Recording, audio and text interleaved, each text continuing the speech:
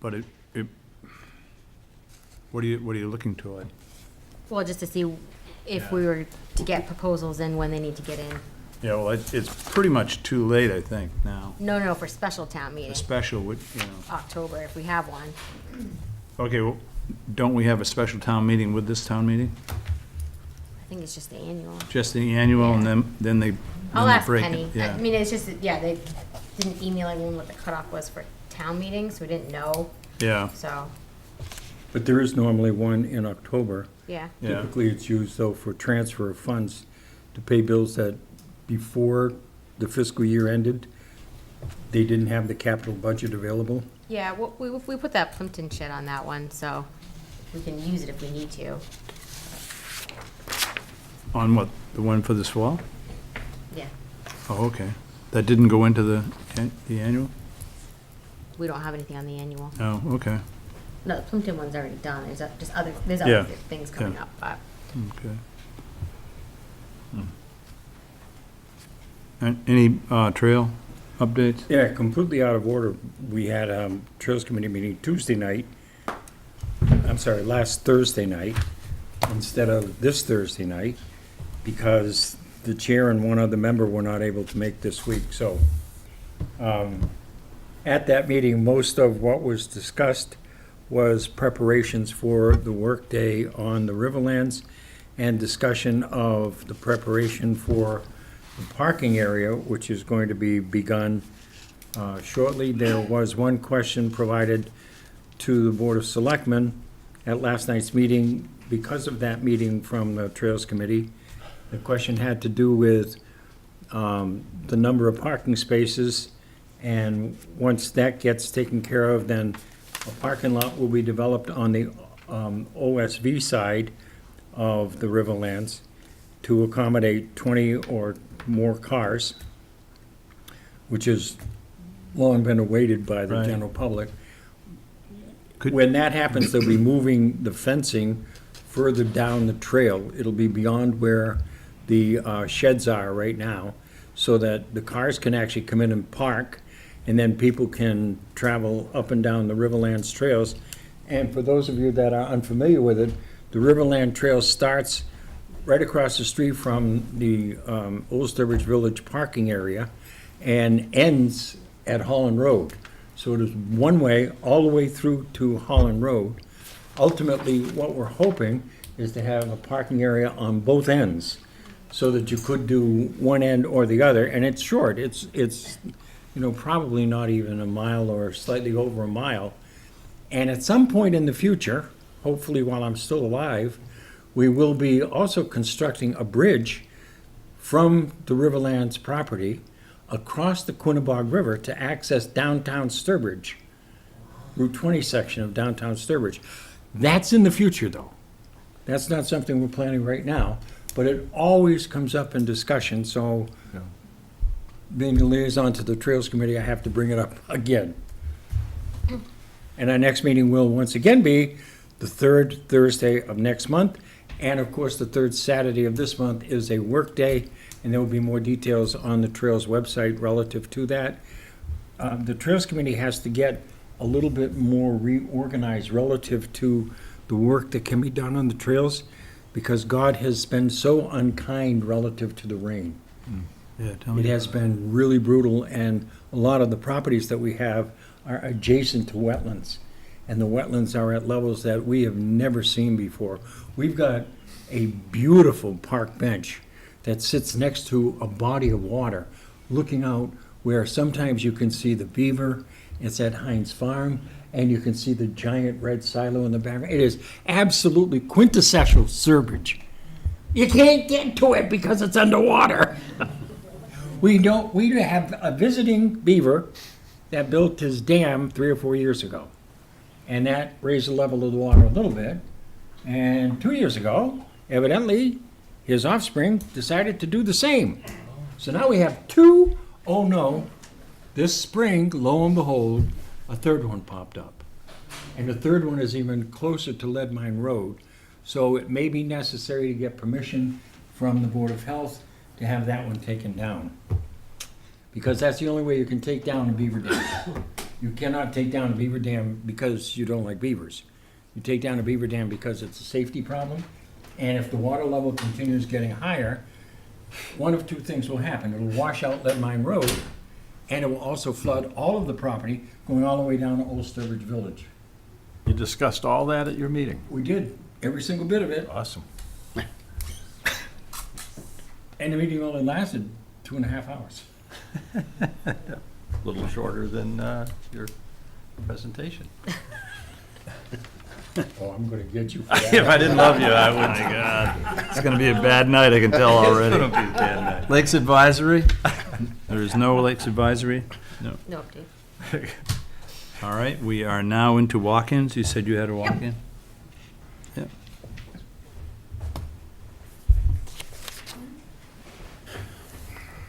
Good evening, Josh Roy of 226 Roy Road.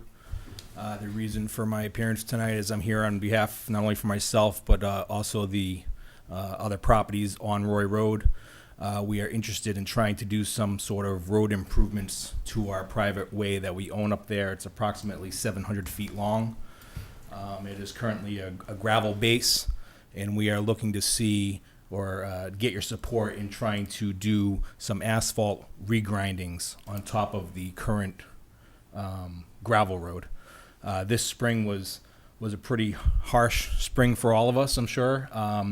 But for us, it's done a lot of damage to the road, and because we had some parts of the winter that were a little mild there, that when the snowplows came through, they actually did quite a bit of damage to the road and pushed that gravel off to the side.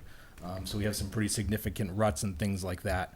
The road was constructed back in the late 50s. It was built through a wetland, obviously, and there was some giant boulders under the road at that point. And when they put the sewer in about 15 years ago or so, they removed all those boulders, which was basically our road base. So now we have a very soft, base of this road, which now flexes and does all kinds of things all the time. And unfortunately, it also takes it a lot longer to dry out now. Our reasoning for going with the regrinds is one is if we did asphalt paving, because the road shifts so much, the pavement is going to crack and move and stack on top of each other, things like that, and break, and it would be a very high maintenance cost to maintain that road, which is something that we have to do because it's not a town-owned road. They only do the snow plowing, and then they'll grade it for us in the spring and the fall. Other than that, we're on our own. So from a cost standpoint, it makes more sense to do the grindings, and in my opinion, it would be beneficial not only to help keep the road together, but also to reduce the runoff that is now currently, the silt and everything is going into the wetlands that are on both sides of the road. So it should reduce that and also be easier for us to maintain. I mean, when they come grade it, it lasts a couple weeks. First rain, we have potholes and everything again. So that's what we're trying to do, and we're looking for the board's support to do that, and just need to know which direction we have to go to try to make this happen. Becky, you want to comment on that, or are you? Yeah. I mean, we talked a little bit when he came in. I talked about, this question's kind of come up about millings, and we've had some kind of initial conversations about it, and that, there's the potential for concerns with environmental impacts associated with that. And then also we talked about filing requirements and how would it fit in. So those are some of the conversations that we've had a little bit. So I've done a little bit of research on millings. I found this one publication. It's kind of a summary of publications out of University of California. And it kind of goes over, what are millings, what's in there, what kind of impacts there could be. And it also, discusses, it has guidance from New Jersey on it, what they're doing in Tahoe, things like that. So it sounds like, based off kind of reading this, and there's more literature out there, and I think there has to be a good understanding of what the impacts are. But I think from my understanding of reading this partially is if you're just putting loose grindings down, I mean, there's chemical concerns, that could end up in our wetlands there. If there's a binder mixed in with it and other aggregate, that's less of a concern because it's keeping that together. So it sounds like, the loose grindings, I think. Well, then it would be tar, would right? have Right, it would pretty much be the same thing. I think Yeah. it would be more cost efficient maybe, Yeah, but so the process of putting the grindings down is we're not looking to change the way the road is, though it has a crown in it now that allows the water to run off. They do that with the grader every spring and every fall, so we're not looking to change that. The grindings we put down right over the road that's there, and the key to doing the grindings correctly is to do it when it's warm weather.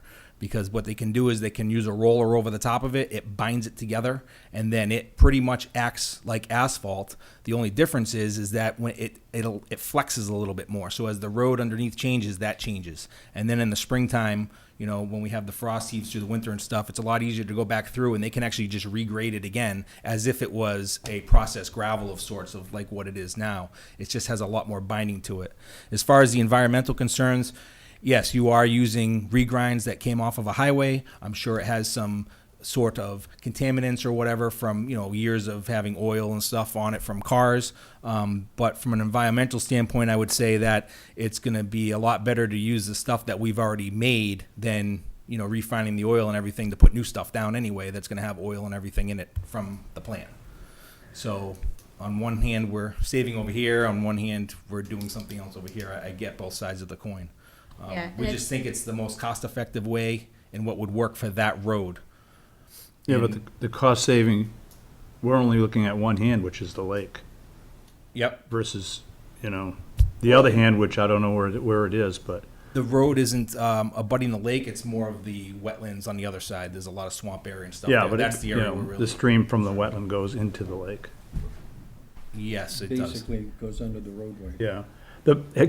I guess my position on it is, it's an oil-based product, man-made oil-based product, and if you came before us with a plan to, like they did at Mountain Brook, to tar the road, if you went out and got a grant and, you know, as an association tarred the road, I would be all for that. But to just, you know, give approval to, you know, dump millings in there, and tell me that they're better than gravel would be what I would say to use. Washed, clean gravel at this point in time. I don't know what the rest of the committee feels on it, but there are a lot of excess millings all over the place, and I'd hate to see them end up in the lake. What's the difference between, why would tar be better? I'm just curious. Well, because if you look at Mountain Brook, which you have, the whole thing is stable. There's no more, you know, wash off, or there's no silting going on. It's completely, you know, the road's completely cleaned up. Have you been down there and looked at it? Yeah. It's There would beautiful. be limited silt with the grindings though, because if we roll it out, it binds it all together. So there's more silt now with the gravel than there would be with any type of bindings. And the reason we wouldn't be able to do fresh asphalt is, the only way to do it is we would have to dig the whole road out. We'd have to start putting a whole new base under there in order to support the pavement. Because that's the problem. What's going on underneath is what the problem is as far as the asphalt goes. And I mean, the cost of that would be substantial, and the impact to the wetlands would be substantial because we would literally be tearing Yeah. up the road. So we're just trying to look, you know, obviously from we don't have you know, we're paying out of pocket, so of course cost is somewhat of an issue, but we're looking at it as what it has the less impact on the area and gets done what we want to get done. And of course, we understand that you know, the concerns for the wetlands and the lake and all that stuff, and we pay a lot of money to live up there, so of course we get that and we understand those concerns. I think it's the loose millings that are the concern based off the research I've done. So if It's going to be Bind it rolled out. together. It'll be bound. When it's done, it would look like a paved road. but if it's, you know, thaw issues can be an issue even with millings. Are you gonna do the roll down the middle and roll back and forth the way that, to mix it with the gravel? I'm sorry, try that again? How is it gonna be rolled out? With a roller, a compaction roller. So they would grade it out with the grader, and then they would come behind it with a compaction roller and roll it out, similar to what they would do with asphalt. So what about the edges? Can you put a curb on the edge so we're, you know, compacting the edges? Because if it's going to be loose on the edge, that's where the water's running off into the wetlands. I think it's going to break up, and that's going to get in. So maybe there's ways that it could be modified. I mean, it sounds like some places, provided you do it the right way, places will approve it. But I think that we have to make sure that there's no dust coming off it, and loose particles aren't getting into the resource area, and that's where, there can be lead and other toxic chemicals in there, but if it's bound together, it's what we use for our roads. So I think that, but with that, if we're going from, a gravel to a, almost pavement-like impervious surface, that would be a trigger for review. So it would require filing with looking at some drainage. And there is a betterment process with the town to go through that, and different roads, like I was saying, have gone through that process. And the town, can help with that. So, there are some options. There's some associations starting to look into that too, and we can give you that information, but that's my input. Anybody else have? I think if they do a filing and tell us exactly how you're gonna do it, then I'd say that would be something we could review. And Yeah, a concern that I have with it, and the filing would be the way to go, is, he's telling you that he has a squishy base from the fact that when they put the houses in, they just went through the wetland. And they've been going through the wetland. Well, the original road actually used to run on the water, and back in the 60s, they Yeah. moved the road from along the actual In- lake into the wetland. inland, Yeah. into the wetlands. And there was a good solid base, but when they put Yeah. the sewer in and ran the pipes through, they had to pull all the boulders out that used to hold the Yeah. road up. And that's where we have some of the problems now. so what I would don't hap- remember it ever not being a problem. In the 35 years that I've been on the Conservation Commission, it's been it's been a wet, soggy road. Yeah, it's getting worse than ever, but, Yeah. And you're not gonna consider stone because of what reason?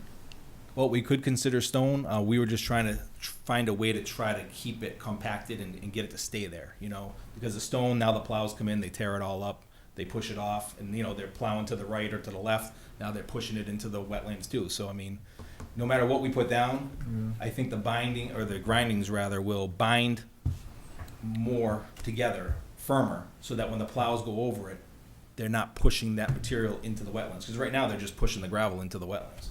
And it's just the way it goes, unfortunately. Yeah. So if we put stone down, yes, we could do that, but I think that it would just be a waste. I think it's gonna last a couple years, and then we're gonna find out that we have all the stone in the wetland. I think the problem is that because these aren't as tightly bound as asphalt, you're still gonna have the plows digging this stuff up, except now instead of throwing gravel into the wetlands, we're gonna be throwing, tailings into the wetlands. So that would be my concern. Yeah, something is gonna end up in the wetlands, whatever you. All right, Right. our 5 minutes is up. I think we've given you some direction. If you can come back with more solid information or with a plan. Okay. Otherwise, we would much rather see something clean and stone or gravel Okay. used. But we do recognize that it's a rock and a hard place. Right. Okay, I appreciate it. I'll do some. It's a rock and a soft place. Thanks. Thank you. Thank you. Coming in. In the interest of saving time, the Sturbridge Conservation Commission will hold all public hearings tonight for work within a wetland, water body, or resource area, and/or within the 200-foot buffer zone to a wetland, water body, or resource area, in accordance with the Massachusetts Wetland Protection Act, MGL Chapter 131, Section 40, and associated regulations, and the Town of Sturbridge Wetland Bylaws and associated regulations. We will not be reading the newspaper ad. Prior to opening the first hearing for each project, the applicant is to submit proof of notification to abutters within 200 feet of the subject property line and proof of legal newspaper advertisement. These items are not submitted, the public hearing will not open. Additionally, prior to the start of each public hearing, we will announce the location of the project, the applicant, and the applicant's representative. If any of the visitors have not legibly signed in yet, please do. Also, if any visitors are recording this meeting, please let us know. Thank you. All right, 6:15, we have a request for determination of applicability, which is continued from April 16th, 2019, 26 Birch Street, proposed deck attached to a shed. Mr. Brian? Just want to say, they already provided me with the legal ad and the abutter notification. They have? Yep. Yep, okay. Name and rank and serial number for the, Brian Freeland, 26 Birch Street. okay. So just to provide, I don't know if you want me to give you an overview of how Yeah, this came about. but if she gets it up, you can. So this is, and you've yeah, this got is just a sketch. I can pull up pointer the, there. Which- aerials and stuff too. So this really goes back to, I'm sure you're all aware, we had a pretty significant renovation to the house. And as part of that renovation, it was determined that the path of least resistance for us was to basically build around the structure that was already there, as opposed to ripping it down and starting from scratch. So as part of the property, we inherited this shed here. And during the course of since we've moved in and doing some cleanup and lawn and whatnot, there's a structure right in front of the shed, I guess it's in this area here, which is all railroad ties, and they were significantly deteriorated such that you could really put your hand through some of them. They were the pins that hold the railroad ties together were protruding. And this has become a bit of a, what we consider, not only is it not aesthetically pleasing, it's a bit of a safety concern. And Lord knows I don't want my 2-year-old grandson to, walk over here and end up with some sort of nail sticking through his foot or his leg. So we started looking at the area, and really we were going to rip it down. So we started pulling off some of these railroad ties, and we got to the point where we took a pause for a minute, because my wife and I both grew up on the lake. My mom was born on the lake, for God's sakes. And one of the things that we started to be concerned about is, because really right about where your writing is here, well, maybe a little further back, is where the water is. And what we didn't want was to pull off these railroad ties and over time have the area in here fall down and eventually end up in the lake due to washout and heavy rains that we're all so used to seeing around here. The second piece of that is that we didn't want that wash away to jeopardize where the shed is now. It's currently on a cement slab, and we thought if we continued to pull away these railroad ties and there was some washout, we would somehow jeopardize the integrity of that shed. We did reach out to the former owner of the home, who, to be perfectly honest, hasn't spent any time on this property since I was probably going to school at Burgess. He had moved away and had been renting the home for the vast number of years until we purchased the home. And we did reach out to him to ask him really what this was and what had happened here. And he was 100% sure that he had moved the shed, but he was 0% sure where it moved from. But we can only deduce that we have this boat ramp here, which is paved, and there's a huge tree which ironically just fell through the roof of my shed a few weeks back that was here. And the way the whole area is, the whole part of this yard is sloped, it seems logical to me that really this is the flattest area on this side of the property. And it seems reasonable to us, and we deduced that this structure, he basically had this structure here, he poured a cement foundation, and he just slid the shed on top of the foundation. And one of the reasons that he moved it is he had young kids who were using this as a bunkhouse. He ran electricity down there. They were doing sleepovers and whatnot, and I believe he just wasn't confident in the do-it-yourself foundation that, railroad tied foundation that was there originally. So, and the reason I told you we started off with the house is really we were kind of keeping with the same philosophy in that we see this as a safety issue. I don't want someone to impale themselves on railroad ties here. We didn't want anything washing into the lake, nor did we want our shed that's there to fall over time because the base was eroding away. So we just thought we would just go over it with something. And this is why we're here. This deck here this drawing is literally laid out right over the area that I'm speaking of. I have some photos. Do you want me to put them up? Sure, if it's helpful.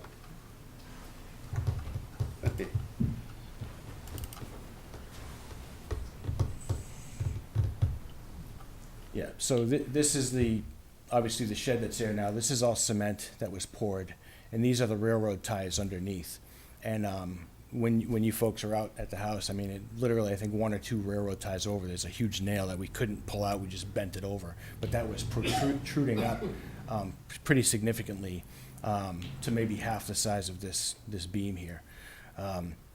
So this is what we're talking about doing, is just putting this deck on the front of this shed and covering up these railroad ties that are, all the way across here. Okay. Okay. I mean, I have more photos for whoever Pretty did much. make the site visit. Do you want me to go through them for you? I think these were when we first went out when the tree fell, so, Yeah, it's been a while since that snow's been there. yeah. Yeah, so here, oh, sorry. Oh, let me go back. Yeah, so I guess either one of those photos is fine. So here's what I'm talking, this is that tree that ended up through my roof. And you can see that it starts to slope down pretty significantly from here. The boat ramp is right about where my clicker is now. And really, this is the flattest place where they could have even had a shed originally. It would not have been over here because of the slope of the property, and over here, it would have been in the middle of his lawn. So we, like I said, we deduced that he moved it, but he only moved it really 10 feet to the left. Let's see. Yeah, so these are all the ties here, and then there were some others we ripped out along in here. There actually was, in this hole here, this was all overgrown pretty significantly when we first moved in. And here, I had actually clipped something with a lawnmower, and it was some sort of post. It wasn't nearly as big as this post. But when we dug it out, it's clear that someone just dug a hole, threw some rocks in there, stuck a post, and then poured some cement. And I'm not suggesting it was any kind of support, but for all I know, it could have been a light post. But there was something in the ground here as well. All right. Gentlemen, anybody? Did you have? Becky? Yep, all right. You ready? So, right, this is a request for determination of applicability. Yep. So under Wetlands Protection Act, it's not clearly exempt because it's within 50 feet of the resource area, something that could go through a conditional approval under that. Under local bylaw, it would be within 25-foot, no disturb, 50-foot, no new structures.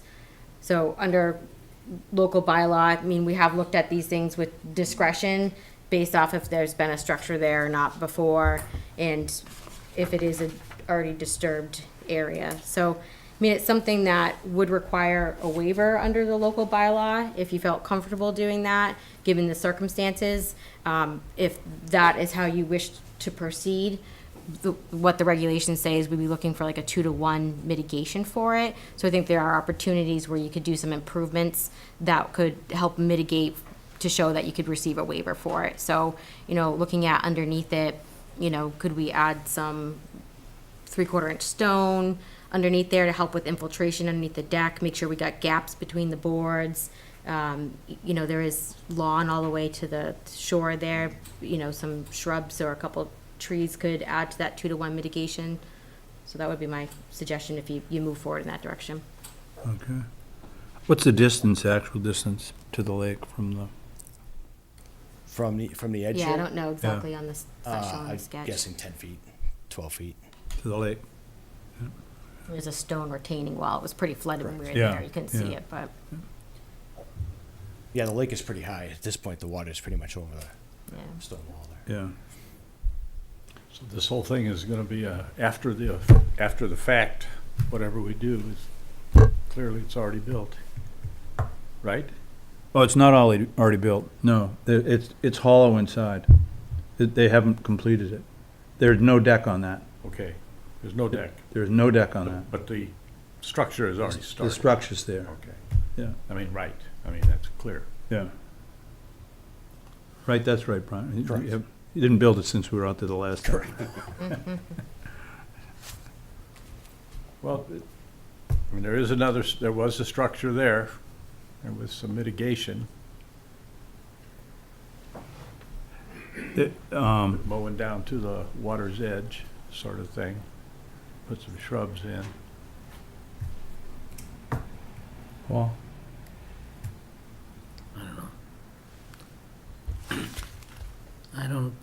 I guess I'd be interested in seeing it live rather than just on a picture. oh, yeah, well, yeah. We've been out there a couple times late because they had another, David? I agree with Becky that we could make some improvements by having some berry-bearing bushes, maybe some trees. What I'm disturbed about, though, is, granted, there was a structure there, but our typical position is that we use the existing footprint of what is on the ground as the outside dimension Yeah. of what we permit for a reconstruct. And this clearly is twice the length of what was there originally. So I'm kind of curious about why we're looking at it from that perspective. It clearly is an expansion, it clearly is within the 50-foot buffer zone, and it clearly is beyond the existing footprint. Yeah, I would just suggest that this area here, from this post to this post, is all within, is at least lengthwise. Certainly, it's not, I'm just disagreeing that it's twice the length, that's all. And there's a small, I don't know if we have a different picture, but up here, there's a I don't know, Right. pad for a. Yeah. Okay. But the rest of it coming to the left is all beyond the original footprint of what was there. That's the part that I'm objecting to. Yeah. Yeah, Because- yeah, we just, sorry, There you yeah, go. so that's what we did, is we made it come out to this box area here To connect. to connect it, correct. And you can see the proximity to the water. Yeah. That's just something that is in complete violation to what we've ever permitted. Well, I think you have given some discretion I- yeah. with decks versus, a new Yeah, but structural. look at the ground. deck, you're not gonna have a whole lot of water running through the boards of that deck. They're very tight spaced. Well, we can spec it. Yep. We can, I thought that was a good point. Yeah, that is a good point. I'm done, Stephen. Okay, I agree with the stuff that's been said. If this came to us, as a pre-construction filing, I think, the only way we would consider this is, as Becky said, we need 2-to-1 remediation. So we need a planting plan. We'll need some large species trees put in. They don't have to be big trees, but they need to be something that's going to grow into a substantial tree. As David said, berry-bearing shrubs. And we need enough of those distributed along the waterfront to allow this type of structure to go in. The structure itself needs to be pervious, so the water needs to be able to readily flow through it. The material underneath, I'd like to see the excess dirt removed and, maybe moved up to the top of the property. As Becky said, put some stone underneath it. So that'll serve as two things. One, we won't get whatever dirt is left there, we won't get it washing into the lake, and we also will get some infiltration underneath the deck. And there should be spacing on the deck, even 10-penny spacing.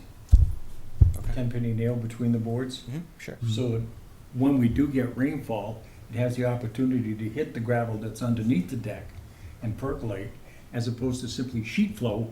Right into the water, sure. Eh, Sorry, just a question on the shrubs.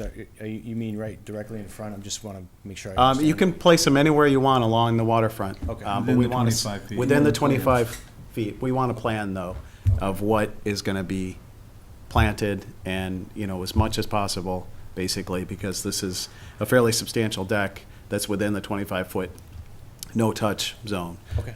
So normally, we wouldn't allow you to do that. The other thing is, I would not approve this unless there is something in the conditions that says it cannot be covered in the future, that this can't turn into an impervious structure. So no increase in, the shed size, and no roof put over this in the future. No problem. That makes sense? Makes sense. I agree with what you guys have all said. You And want to you- adjourn now? What? What'd you say? You agreed with everything we said? Do you want to adjourn? No, the list of things that you've given Becky, or that Becky gave us too. We can work out the details of Yeah, that. I'd like to see, I remember. yeah. Yeah, so, Well, we would like to see the planting plan before we take any real position. right, And Paul would like a chance to go see the property. okay. So I would suggest that we ask the applicant if he'd be willing to have an extension. Sure. Before you do that, I want to see if there's anybody in the audience who would like to speak. I'm not in the audience, but, you know, Dave reminds us of a really good point. If this came to us without any construction, we would not allow this. Right. So the fact that he's already built it is not an issue. I mean, in reality, In reality, it is. might be for him, but it's not for us in terms And- of regulation. But, from my point of view, there was quasi-structure there prior in the limited area, not in the expanded And area. that was my point, and why I thought at Yeah. first that this would be okay. Yeah. But, you know, we get bit by precedent. And now I'm, after Dave's comment, I'm worried about this. Well, I think if, Yeah. by something was there was some structure there, and in previous situations, we have allowed when there has been something already there. So there is something there, what it is exactly, a little bit unknown. And then the regulations state that if you can show the 2-to-1 in a disturbed area mitigation, if you're making an improvement, then it Yeah. can be permitted. So I think with those And- two things, Yeah. Good point. In my opinion, that site is wide open. There's nothing down along the lake other than grass. So I'd rather see that we have some really nice shrubs and trees put in there, and then that's gonna make a huge improvement. If you'll remember our most recent South Pond site, with the steep hill down to it, and then the deck that we allowed them to put at the base, right at the water, as a part of the walk, I would say to you, this is similar. Well, no, in reality, you can build decks, docks, and all that because it's part of the use of the lake. Right. This really, a lawyer could argue that Right. that's really not the same. But I agree, if we're gonna do this kind of mitigation, and there was a structure, and I think we can do that straight-faced, then I'm good with it. I like the idea of the mitigation. If we have a situation where someone comes to us with something like this and they have no place to put any plants or to make improvements, to do the 2-to-1 mitigation, then I'd say we can't approve that. So Yeah. that's the Okay, difference. those are good points. All right, so you want to do this as anybody a- in the audience like to speak on this? All right, continuation? Sure.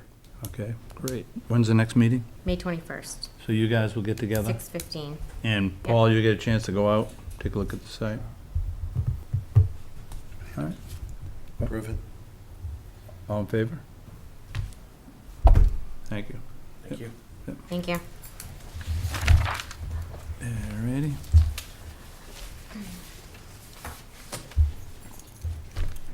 Brian, you realize that was an approval of the continuation?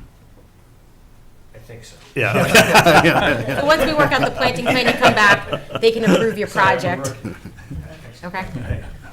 Thanks for coming in. Yeah, thanks for clarifying that. Notice of intent, DEP file number 300-1033, 11 McGilpin and 6 Apple Hill Road, construction of a single-family house, associated appurtenances, and the installation of sewer and water line. Okay. You doing? Good, how are you?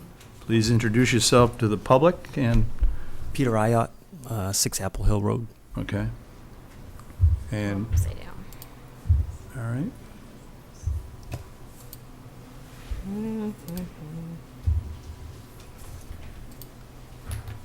There we go.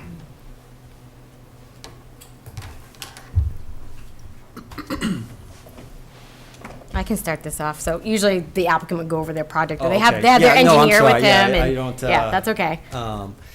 Yeah, so I'm, Oh, actually, I should just add. I already have his legal ad and his abutter notification. So yeah. All right. But, yeah, I purchased this piece of property and just was hoping to build a house on it and, a house for me and my family to move into. And, the town water and sewer, I live at Apple Hill, so, I spoke to the water department and they said it could happen. with me running it through, there's actually already a water spout on Apple Hill, because it's technically 2 lots there, so I guess, when they did it back in the day, my neighbor across the street was the one who kind of made me aware of this, so I know I'll have to get the proof of it, but he said that there was a outlet already there for the water tie-in.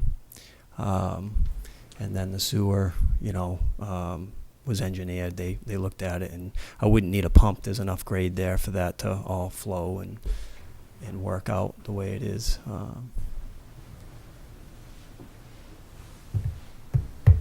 All right, so probably be useful for those who didn't make this site visit. I'll pull it up.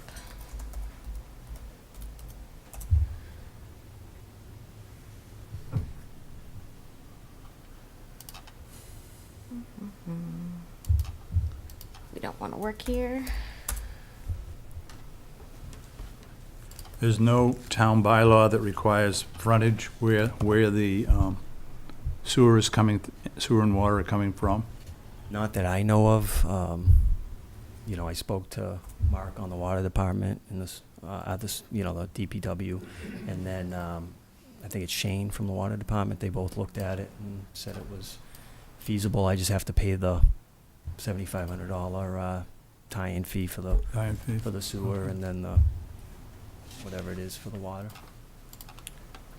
Yeah, and I did, as part of when this comes in, we pass these filings off to other departments for comment. So one of the comments from DPW was some of the information about the filing aspects for them, but also, which I mentioned at the site visit, was that it might not be on the reserve list, so you just need to look into that with DPW a little bit more. That's outside of conservation. Yeah, it doesn't have to do just to that. make sure that it's on the reserve. You might have to go to the Board of Selectmen for that approval, but you can just reach out to the Department of Public Works and they can give you that information, so. But it sounds like you've talked to them already a little bit anyway, so. All right, so here's our project site.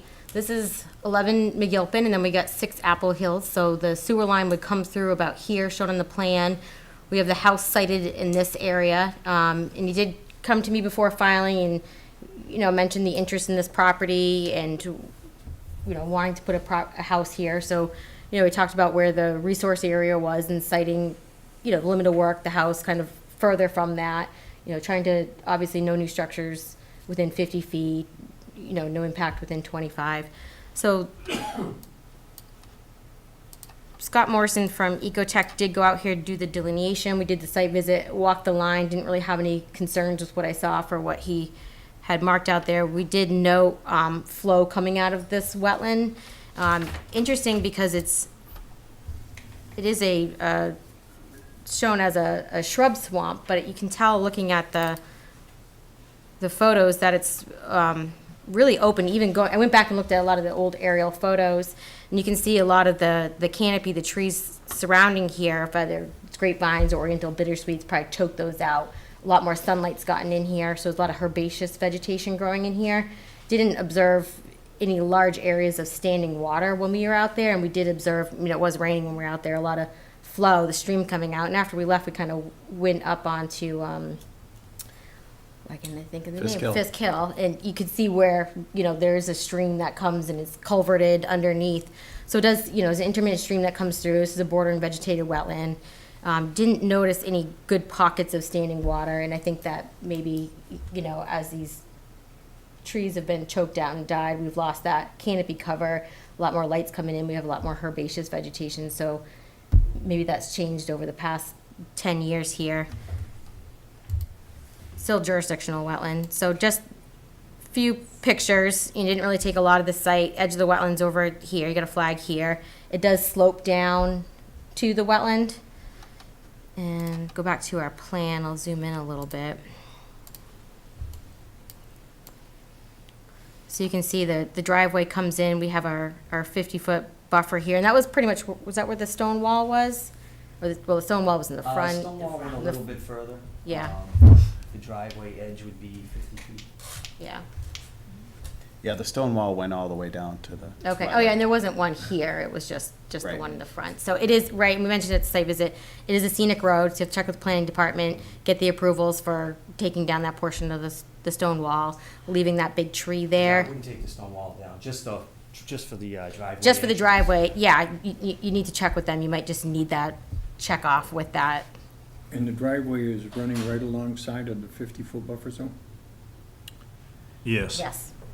Yep, and the limit of work there. Why? It was the way it, so the ground kind of pitches right there, so I kind of figured the driveway being on that edge, and the way the house would be done, the garage would be underneath, so we'd pull in and go underneath to avoid building any more structure than needed. Yes, but a driveway as close to a wetland as is permitted also puts all of your oils and greases and other materials coming off the bottom of your car into a good, close position for the wetland absorption, which is what we're trying to prevent. Okay. There was really no other option, to put the driveway, I mean, maybe shorten it a little bit or do silt fence and whatever else you want me to do, but, Well, the driveway looks to me like it could be moved further to the right, even if you have to have a bigger curve on the driveway. yeah, so. You could even make that part of the decorativeness of your house. Look, we've got a wavy driveway with lots of trees and bushes around it. Yeah, my kids will love it. So yeah, we talked about that a little bit when we were out there. Why couldn't you move it on the other side? And the idea would be that because it slopes to have the understory garage, which you could argue ultimately it's one less structure on there. Pardon me, but the environment is not supposed to be catered to by an under-car garage. I'm just giving you the information from when we were out there. Yeah. One thing we could do, because the driveway is closer to the wetland, it does slope down there, is you could look at some type of infiltration trench on the end, so it's capturing any runoff headed that way. We could infiltrate that on the site. That's something we do for residential driveways. One thing we talked about when we we're on the site too is connecting in, there's a lot of runoff coming down the side of the road, the swale there, going into the wetland. It could be an opportunity to make an improvement there. You'll have to obviously pipe that, making sure it's adequately sized, and talk to DPW about that, but, some crushed stone there as well, so. Okay. Yep. So does he want to, Peter, do you want to say anything else about it as Yeah, far I'll as do whatever I need to do, whatever you guys ask me to do, I can, the, anybody, go ahead. Okay, so when we actually did the site visit, you did have the stakes for the driveway moved down a little bit, and we talked about that we wanted to see it. The absolute minimum would be the 50-foot line, and it seemed like you were okay with that. There was a significant tree right here. It would need to have the invasives pulled off of it, but a lot of the trees on the site, I noticed where the house is gonna go, are very, it's new growth. They're not a lot of substantial, I mean, there's a lot of trees, but there's not a lot of really, big old trees. So that's good.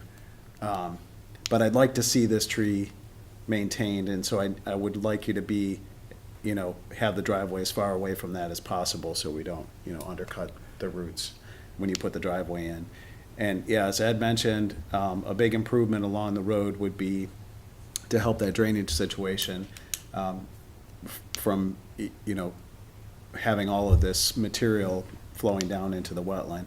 So I think if we add to the plan an infiltration trench here along and maybe all the way along the parking in front of the garage and the driveway, that would go a long ways to, mitigating anything going into the wetland. And also, we would want to take the roof drains and probably put those into a, what do we call it? Dry well? Yeah, dry well. I thought there was another name for it, but, Or one on each side. yeah. And if we could, even bump this driveway up just even a little bit further, I think it would be good. I know you had some concerns about, getting on and off of McGilpin Road. This starts to climb up a hill the further you get this way. So, we need to consider that, but we just want to get this as far away from the wetland as we can get and try to, maintain this good tree that's on the corner there. That's my comments. Steve? Yeah, I think if you mitigate that driveway, I don't see any other issues really. And, the drainage on the left there, and concern about that driveway with the mitigations that we talked about, I think this would be fine. Well, looking at it, because the wetland is downhill, I'd like to see the hay bales put in and the site defined prior to beginning construction.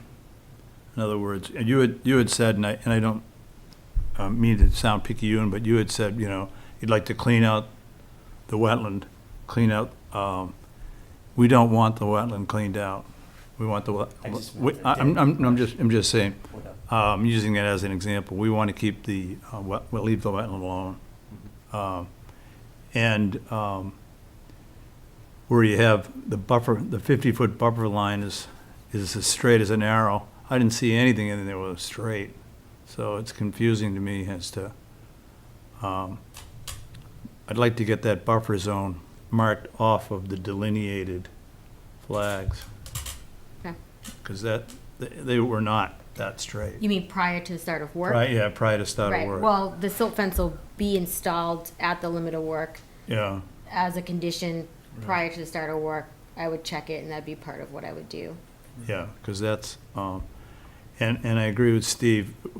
We were a little fuzzy on where, by where you had the stakes for the driveway and where the 50 feet to the wetland, that didn't mesh. So you said you'd move it up. So that should satisfy David's comment too. The other question is this vernal pool? Based off of when we were out there and the amount of water we've had this spring and water flowing out there, it doesn't appear based off of that and herbaceous vegetation in there that it would have the appropriate hydro period for vernal pool habitat. Could it be functioning? Could amphibians maybe be possibly breeding there? Potentially, but I don't know based off of what I observed this spring. Of course, we didn't go out into it a lot, but Yeah. with the flow coming out of there, flow going into it, that it would meet the criteria. There's actually a stream channel through if anything, it's more like an intermittent stream. Yeah. Yeah. Yep, no, A big body that's holding Yeah. water. I would agree I with mean, that. and you can have vernal But- pool habitat. But it does have a pool to it, Yeah, so Um, probably a series of small ones, yeah. yeah, Right, if you go back to the picture, you can see that it's right there, It's Yeah. open, yeah. but I think there's just a concern that it doesn't hold water long enough. Another option, and we've done this on other sites, is at that limit of work, because it is within 50 feet, you could do the monumentation, so that way it's known where that approved limit of work line is too. Yeah. And basically no work from the 50 feet down, I think, just because of how sensitive this area Yeah. is. All right, anything else? Gentlemen? I'd like to hear from the audience. Anybody like to speak? Is there a way to Please,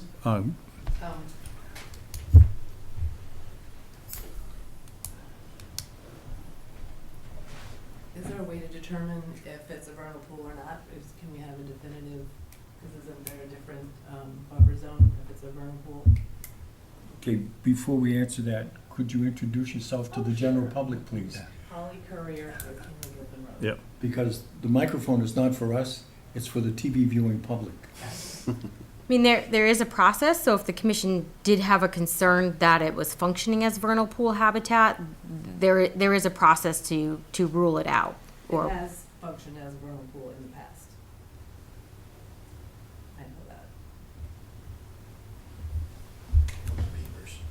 Yeah.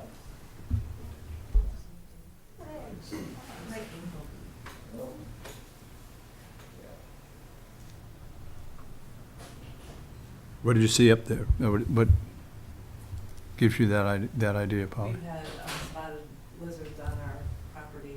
There's peepers there still. There used to be tadpoles in there.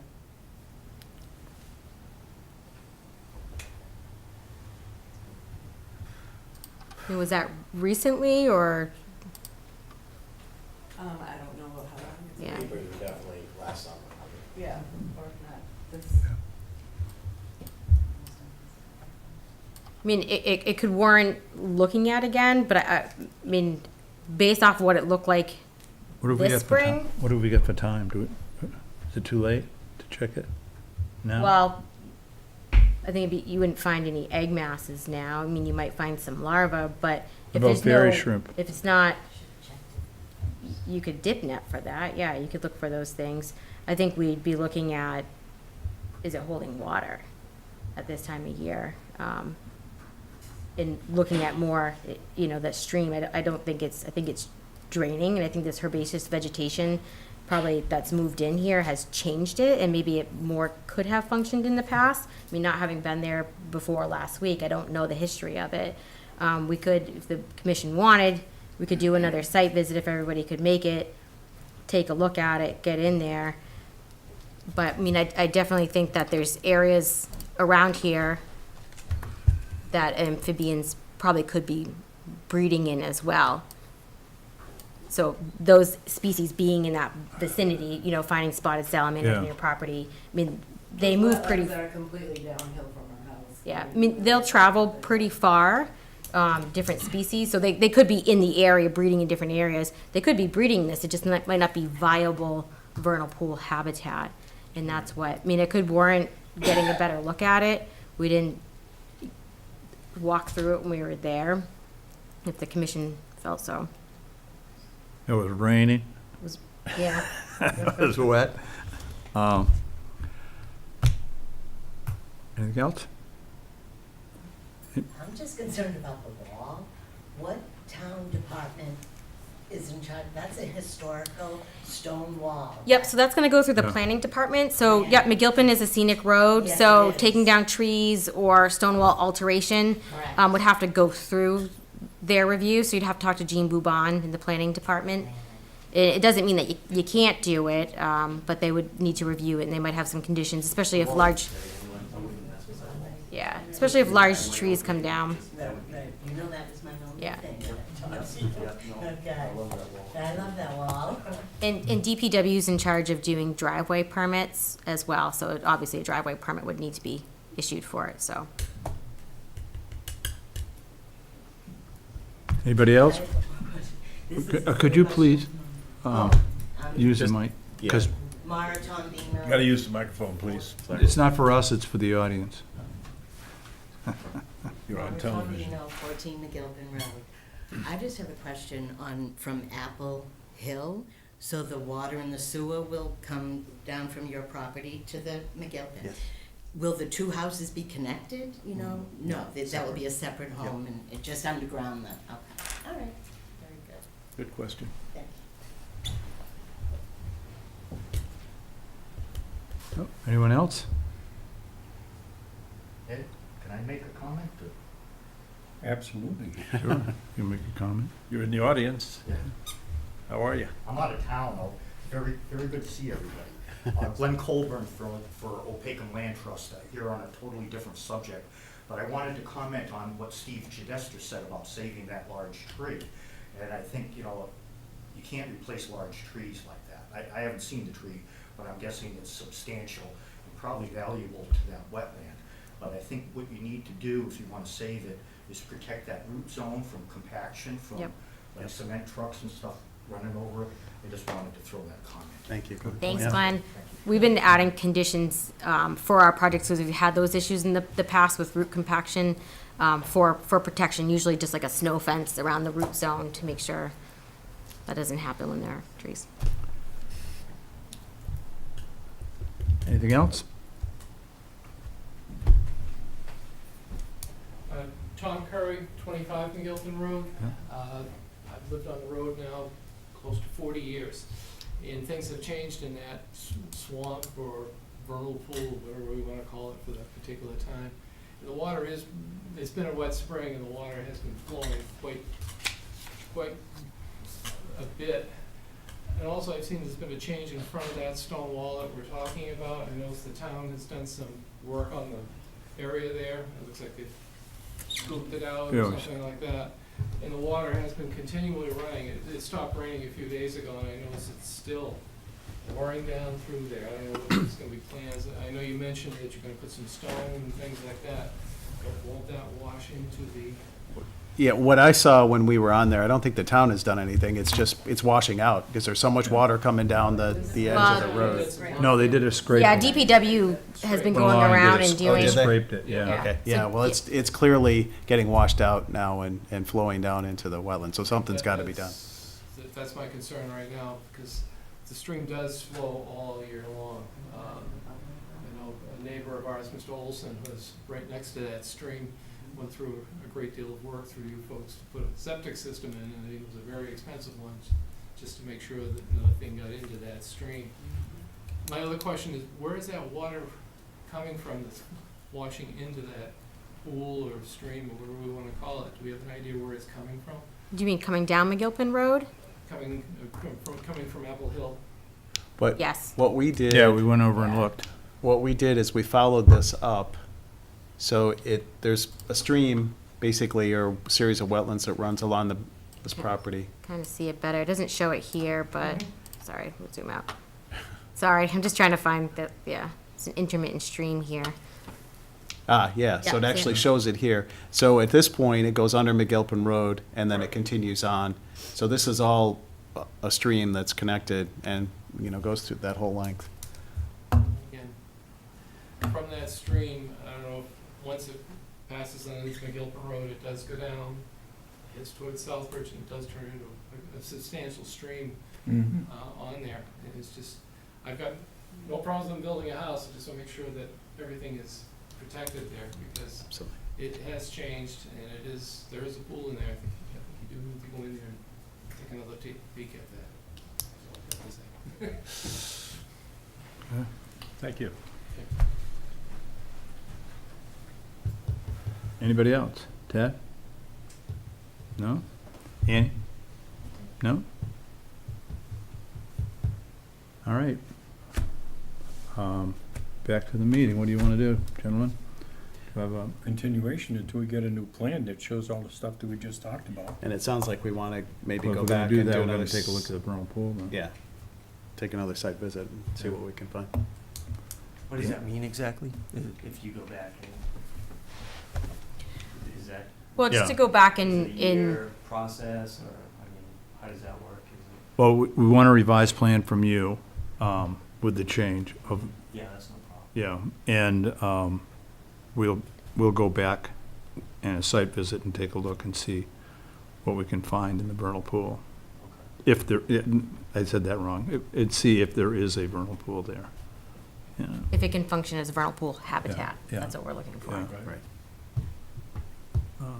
And So we should try to we- get as many of the commissioners Yeah. there as we can Yeah. for that. So. So we'd like a continuation from you until the next meeting. So is that enough time to get the change to the 2 plan? weeks away, it should be. Yeah, Yep, May 21st. yeah. Okay, great. Same Peter. thing, 6:30, be right after All the right, first all in guy. favor? Continuation? Thanks, Peter. Thank you. Thank you. Yeah. All right, where are we at, Beck? All right, Opakam Land Trust is here. All right. Yeah. Everybody else? No, we have a few letter permits, but there's no one coming in for those, so we can Oh, save okay. those for All right, later. yeah. Opakam Land So Trust. do Opakam Land Trust because they're here.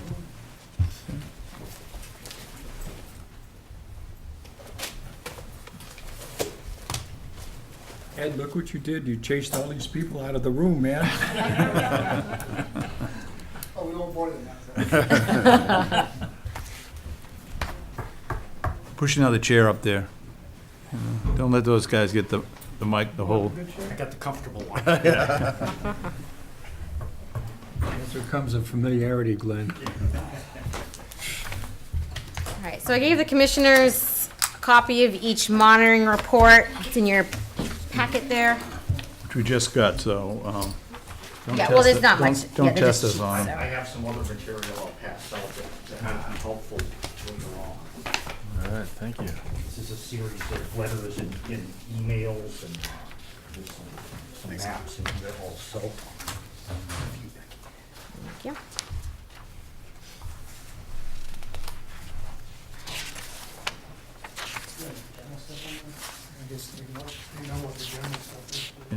Please introduce yourselves, please.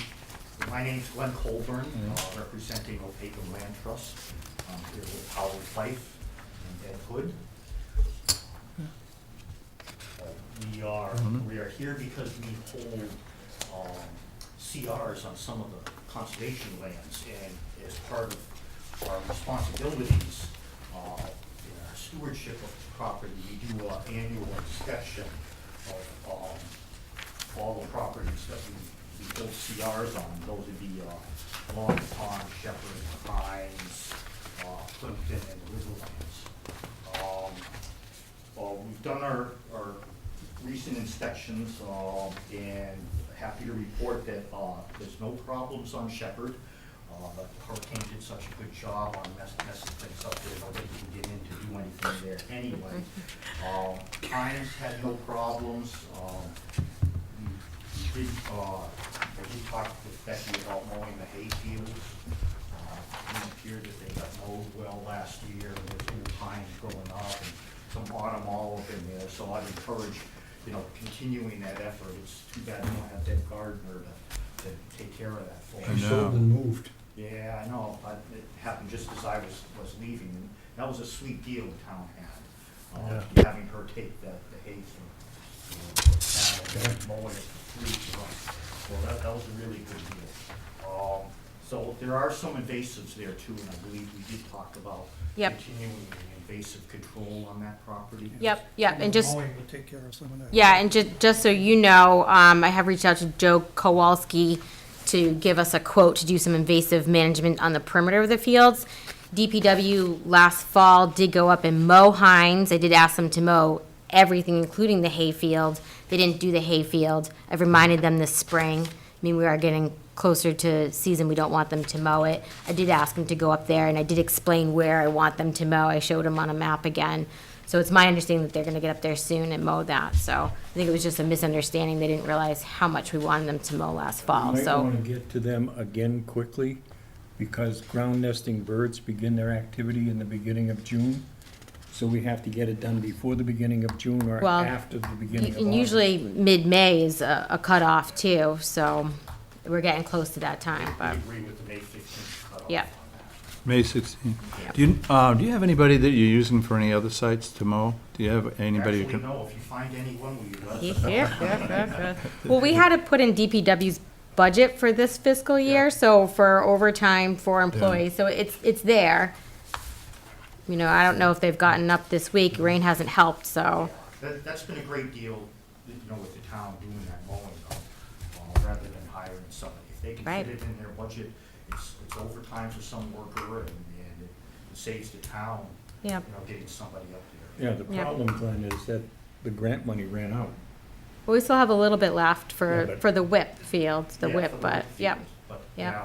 I mean, there are Well- grant opportunities with Fish and Wildlife for municipalities now, so it's something that we need to look into, and we can get funding that way too. And it is, routine maintenance on the property that should just be incorporated into the budgets. Mhm. Yeah. It happens every year, you can't get a grant every year, well, maybe you can. Yeah, So anyways, as far as Hines goes, that looks good. Long Pond, I believe, Becky, you say that Conservation Works is Yes. working on that Yep. southerly property line that's hard to identify. So that'll be great. That'll help our monitoring efforts a lot if we know where that property line is. Yeah, and she just emailed me late last week with a quote, so I need to go over that information with the commission, and it would be something that we'd have to look at for special town meeting, probably something we can do through CPC to get the funds for that, so hopefully we can get that, have it done next season, next year. That brings us to the Riverlands, and brought that, and there is some encroachment on the Riverlands. Appears to be coming off Stallion Hill Road, so I believe was notified to move that Yep. location and conservation, or actually, it's not the. It's not, it's the Board of City Selectmen. Control, So it would be the Board of Selectmen. So I will share this with them and see how they want us to proceed. What kind of dumping are you seeing there, Glenn? There's photos in your packet there. Ah, Sorry, they're in black and white, but they wasted a lot of paper because I didn't hit double-sided on this, so. Was it mostly storage, or was it actual trash? Storage, knocked through a stone wall, it found the property, I saw one of the and did some pictures. fill, and then Now, was that stone wall like that when we purchased the property, or is that recent, do you think? We don't know. the BDR Yeah. doesn't have it. Doesn't have it? I don't know what we do in that corner. I mean, there's no, Good luck, right? seems to be nothing in the BDR that says he went back to that corner, so I don't know.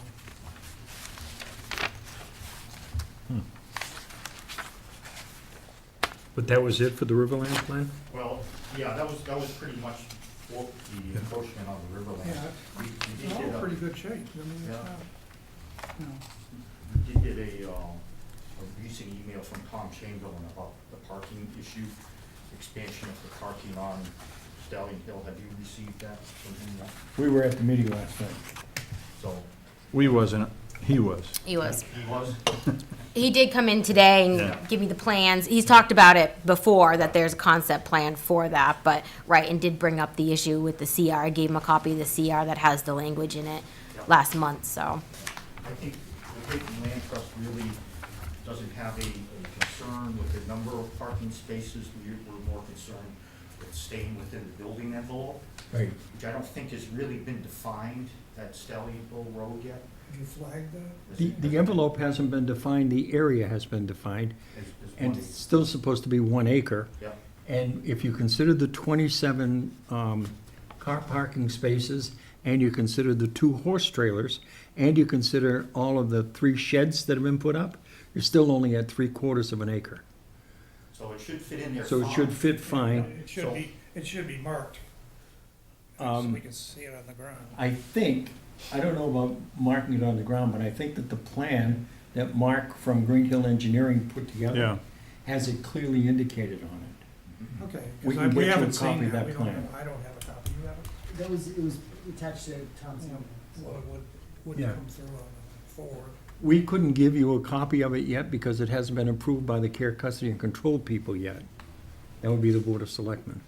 And it was brought up last night at their meeting. Well, maybe we should address that, but as I said, Opakem's not concerned Then about that's there. the number of spots, it's more staying within that envelope. However, EEA was very concerned about the number of spots when that CR was drafted during the CR review. So you may have to clear it with them to swap the 7 spots from one area to the other. So Opakem's fine with it, but that would be EEA. It's going to the legal eagles in order to interpret how the motion that was put on by Mary Dowling last night, how that is going to fit, Really good. correct? Yeah. I don't know if there's a difference between those 2 words in terms of The, what the article means. the question really is, if we try to amend it, We could, rather, because we are being taped, if you could grab a mic. I wasn't prepared to comment. Oh, okay, well, you did. I didn't mean to put you on the spot, sir. I guess we can ask the lawyers if there's a difference between the word amend or Modify. modify. I'm sure Webster has, or they can be used interchangeably, but we'll find out. What we had been told at the time of writing all 5 of those CRs was that these were not amendable documents, that they went to the Attorney General put a seal of approval on it, and it was 99 years protection within the parameters that the CR had indicated. And so that's why I had a lot of nervousness last night about the word amend, Because in fact, we really don't want to amend it. We're not changing the number of parking spaces. We're simply shifting the location of the parking spaces. Right, but I don't know if the word amend or modify, if they can't be amended, what provides for allows them to be modified? I don't know. Well, we'll find out. Legal eagles will take Yeah. care of it for us. Yeah, we'll find How are you looking at it right now, the CR? Ed, what is it, Ed, how many's on in each site, what does it say for parking? Says nothing on the other sites. No, it is defined for both. Oh, process? So we can continue until he finds it. So what do you want here? Oh, I just want to know what we have now. You have, It says 1 acre, 20 spots on that 10 side. spots on that side, 10 spots on the other Yeah. side, 1 acre.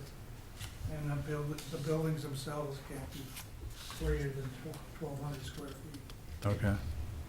All right. We're okay with, we're okay with that. I think since if you codify that in the CR, you're probably gonna have to amend it. Mhm. That's spelled out on page 12. Okay, yeah. Now They were pretty adamant. We were, I was willing to talk 3 or 4 acres. But when I knew that this was gonna be the central hub, and there was gonna be needs for things. And they didn't agree. Yeah, it says so the Secretary of Energy and Environment needs to approve the amendment, so, but again, if we're not opposing it, Yeah. then hopefully that won't be Right. too hard to do. Well, one thing I thought was interesting is it doesn't define the size of a parking spot, and thinking about our parking lot over at OSV on Lead Mine, I mean, there's no markings for parking spots, so I don't know if Yeah, that's. you had It has to be that kind of material that you can't pay. a double-sized parking spot, I don't know. Who knows? All right, Glenn, So they. moving on? Yep, the final property was the Plimpton inspection, and we walked that April 29th. And we had some concerns about some of the things that we're finding in Plimpton. Well, you guys walked it on April 3rd, too, right? That was the April first 3rd, one, and that's okay. when you guys came in, We yeah. had some concerns, so we, 3 of us have gone back and looked at it. And how we walked the southern part of the property, and I came back at a later date, and I walked the Ridge Trail. How we had some concerns about the trail location on the westerly part of the property, and I had some concerns about the Ridge Trail, and what looks to be a mountain bike trails being developed up there.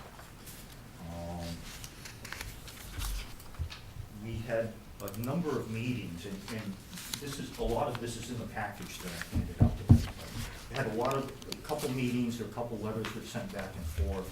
There was emails from Miss Deanne Merrill at Natural Heritage concerning the mountain bike trails, and basically her letter on May 15th laid out some concerns.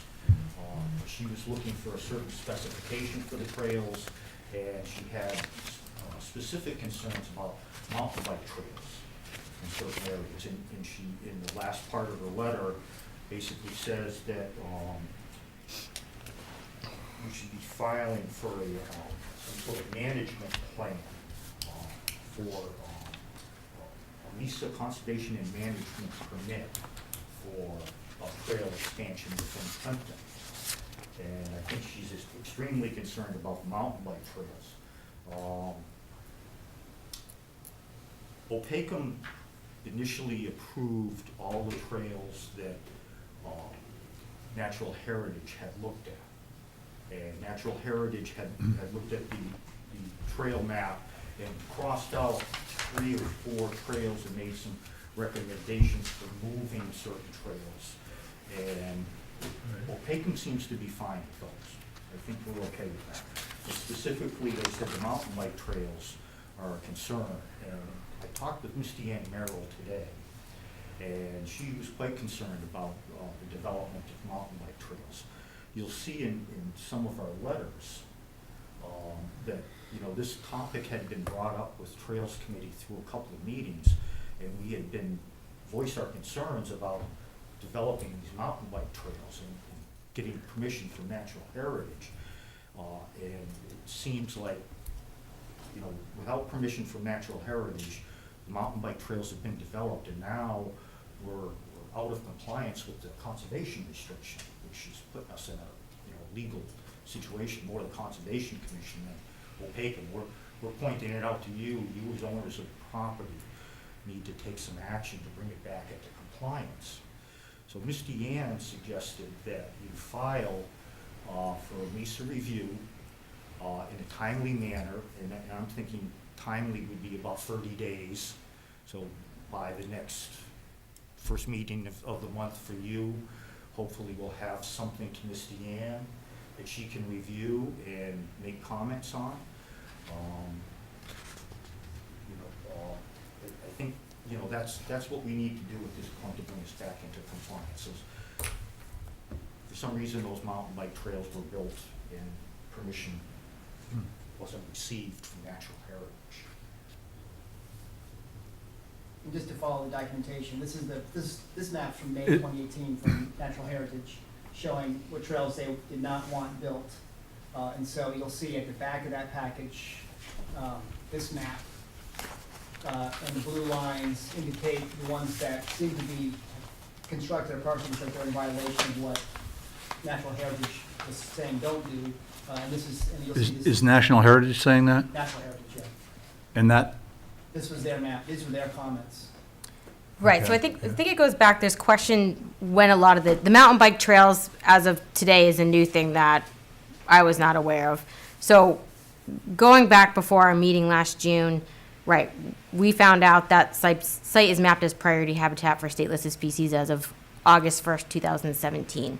So when there became discussions about trail development, mountain bikes here, that's when we said, wait a minute, it's mapped priority habitat now.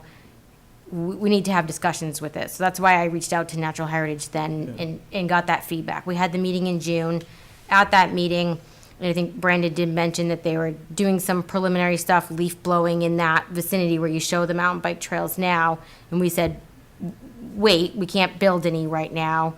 That was my understanding. We left that meeting. So I don't know how much was done at that time, not having been to that portion of the property. I don't We hadn't been in know. that section. We went there last, when we did the boundaries last year. Yeah, We went through that section. We know they were working on the Ridge Trail, right. but that's all we know. Right. So it's been my understanding that they're not doing any work out there. Minimal maintenance to the existing haul roads they've been doing. But in going back to the Natural Heritage map, and I think that was where a lot of my confusion when I started came in, is that, I mean, there was some preliminary approvals given for this trail map. Some things were existing haul roads. I think Ms. Deanne's concerns where she shows some of those, you know, the connection for the loop on the top isn't there, but this or this section, whichever one it is, were existing prior to us even going to Natural Heritage. So if that's something that we need to close or they're requiring we close, that'll be part of that discussion. But I think a lot of that, from my understanding, it sounds like it was there. I mean, these maps went out in early 2017 and people looked at them. It was a question of any official approvals, but I think part of it goes back to the, you know, the CR, and that it says in the CR, even before it was priority habitat, that it needs to get, trail development needs Natural Heritage review and approval because it was mapped as core habitat. Not a regulatory thing, but just for planning purposes. And I think that got missed, and I don't think the Trails Committee knew about that. However, I mean, you know, since we've discovered that, we've been saying, let's develop a plan for the property and present it to them. And in her email, she kind of outlines, well, if you move forward with the plan that she gave us that was marked up, we could do this as habitat management exemption, you know, provided you some type of management. Maybe you don't mow during a certain time of year or whatnot, but we would approve with this information. If you wanted to move forward with mountain bike trails, that would require a conservation management permit because it would result in a take of the species, and that would be a whole process that would involve a lot of mitigation, et cetera. So, and it might not be permittable under the Endangered Species Act. So we haven't had any further meetings with Trails Committee, and it's something that we've been saying, let's talk about what you want to do here so we can move forward with this. I mean, it sounds like they're kind of moving over to the Riverlands and doing a lot of work over there. So it's been my understanding that everything here has been kind of on hold. So if there's Right. mountain bike trails being built out there, it's not something that we've been made aware of, so. I've been to all but one of the trail committee meetings as the liaison. And a year ago, they stopped talking about that property. Matter of fact, we even had a plan approved to move the signage and the fencing down so that we could get a larger parking area done for that site, because there's virtually no parking, and you sure as heck don't want to park on New Boston Road. And they stopped that. They said, let's keep it right where it is now, that way the people won't even use it. And they shifted all the trail bike information over to the Riverlands, which is what they are attempting to develop at the present time.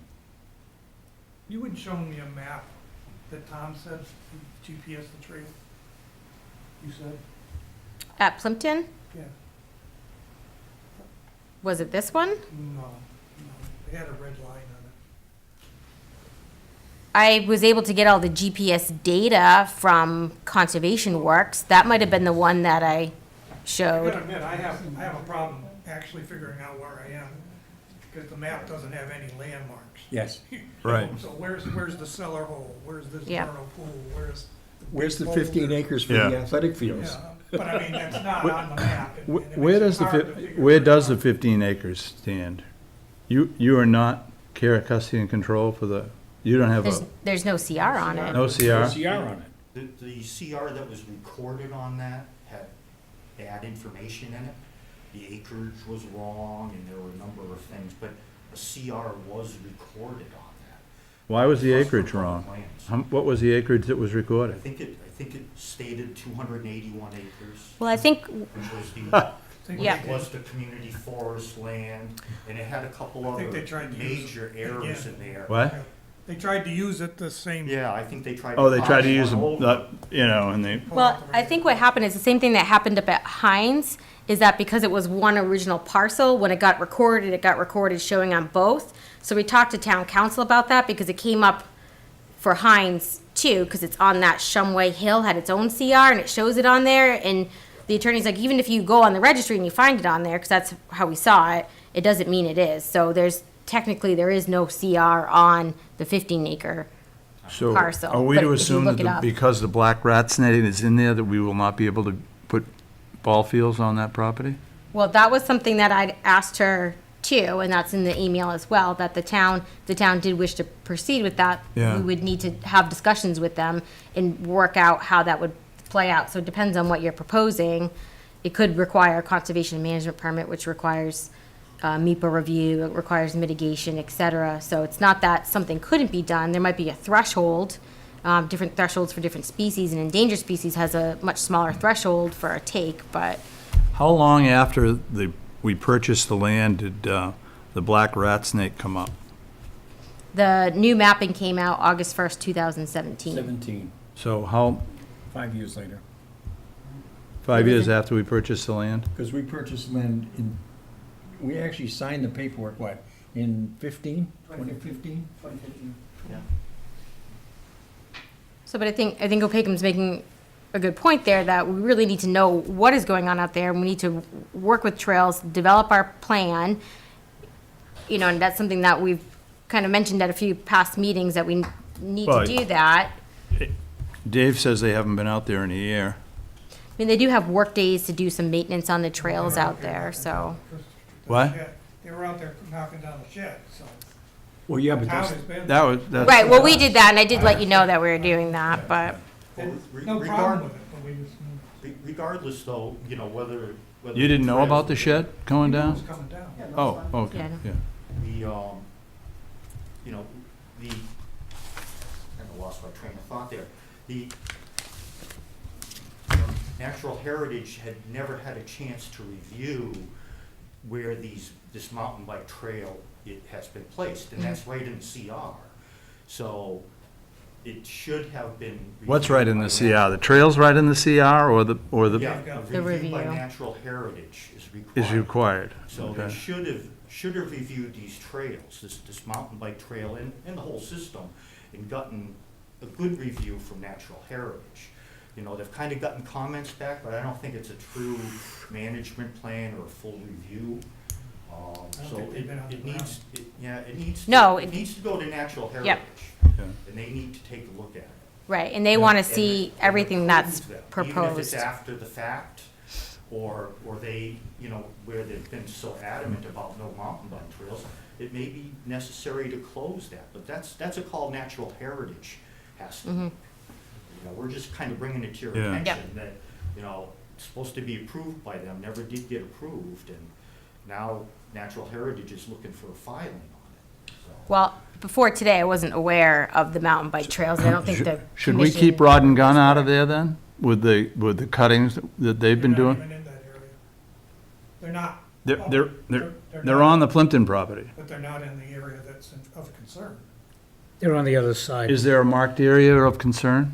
I think the whole area is Well, I map mean, priority the- habitat. the excess- What? The whole area is marked priority habitat, yes or no?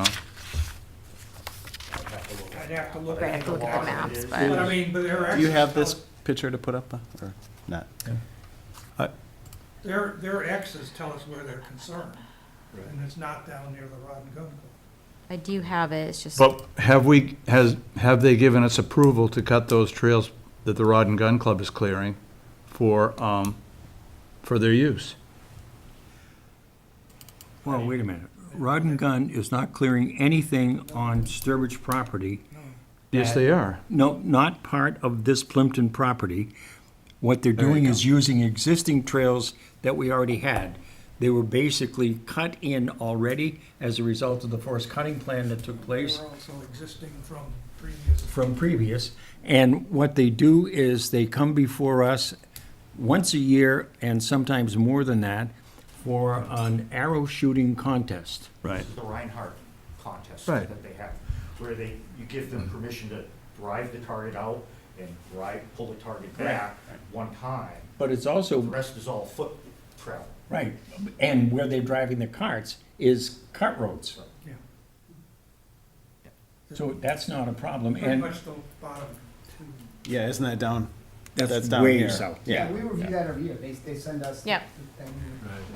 Glenn, is Misty They're the usually right down person? below the first arrow. Right. Is Misty Ann the right person I to go believe to? she's the one reviewing this Okay. track and this fund. so I think a couple things we need to do here. One, we need to have our meeting with the Trails Committee and see what they know about these mountain bike trails, what's going on out there, what they have done.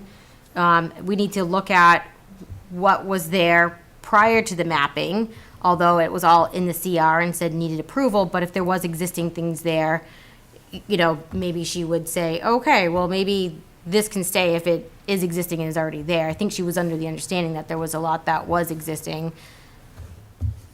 And then develop a plan to move forward, because they want to see, and as I've been saying, is they have anti-segmentation provisions, and they want to see everything at once. Where do you want your parking? Where do you want your trails? What are the specs of your trails going to be? How are you going to maintain them? And hopefully we can move forward under the habitat management exemption. If people want more things, then we should have another option. Do you think that includes a 15-acre ball field, or not? We can look at that separately, they said. They said, Okay. you know, because the town has no plans at this time for that. And if Trails Committee and Commission wants more, they want a section for these mountain bike trails, and we say, okay, this is Plan B. This is what we'd like. What does this mean? What would this require? Would it be a permit? So I think that's what we need to develop, and I okay. think we've been saying we need to do that. We haven't done it. It sounds like maybe some trails have gone in, either by renegade people or by Trails Committee that we're not aware of, that we need to address too. We just want to make sure that they're not doing more work on those ones with the red X's. That's the concern. Okay. They're not doing any work on that property at all. Right. And they haven't for a significant amount of time, and based upon the past 4 meetings, all the attention is being put on the Riverlands, because they indicated that we couldn't do anything on that property. Consequently, the Riverlands gets all the attention. There aren't that many people that actually do the physical work, as you know. And consequently, they shift attention to the site where they can get something done that is meaningful, as opposed to spinning their wheels with something that, yeah, originally that was going to be a mountain bike site. Becky brought this up in 2017 when the map got shifted, brakes got put on, and they shifted their attention over to the Riverlands. where now they're even going before the Board of Selectmen who have care, custody, and control about grant money to be able to hire a group in Vermont to come in and actually look for areas where we can put mountain bike trails on the Riverlands, up in the high areas, going up to see the meteorite site, for example. But that discussion had nothing to do with Plimpton? Plimpton is off the table as far as trails is I know, concerned. because I can remember discussions about mountain bike trails. Yeah, that's really. At Plimpton, right, Right. because that's where they were originally gonna put, what they thought was that could be an area that was dedicated to mountain bikes as opposed to dedicated to foot traffic. Right. And what that means is you have SD1s instead of SD2s, 3s, or higher level trails. You just have to have them 3 feet wide and some of them rough as heck. Yeah, I mean, some of the trails that are in there, that's all they are. Some- Yeah. And also, we can't ignore the fact that sometimes we get rogue mountain bikers developing their own trails. We have that on our property. I mean, that's even happening on lead mine. Still, Glenn. Still. And I know it's been a problem that the Fish and Game has, you know, been concerned that they've been running through areas with, you know, endangered species and causing damage. It's, you know, definitely there's a need out there to designate an area for mountain biking. This may not be the spot at Plimpton's because of an endangered species, but, you know, certainly there are other areas that could be designated mountain bike areas. However, you know, a lot of times the grant money that you get, you know, comes with requirements, and, you know, some of it, you know, is just going to, you know, emphasize wildlife habitat over mountain bike trails. And I think that's the situation with, you know, Plimpton Community Forest, Heinz Farm, and a number of others that, you know, the interest in the CR is, you know, keeping wildlife habitat. If you build trails that are consistent with maintaining the habitat in good condition, then that's permissible. But if the trails are detrimental and fragment the landscape, then, you know, you've gotta think differently about your trail system, what you can do there. This type of trail system, if it was all foot travel, it'd be a lot of refuge areas for wildlife to just move out of the way and off the trail, and you wouldn't have the issue with, you know, somebody running over a snake while they're, you know, riding their bike downhill. You know, you'd see a snake if you were traveling by foot. So these trails are, you know, totally acceptable as foot travel. But if you were to, you know, zigzag the mountain bike trails, heavy density in one area, then that becomes detrimental. That's where you gotta go to Natural Heritage and get the opinion from them. Can you do it?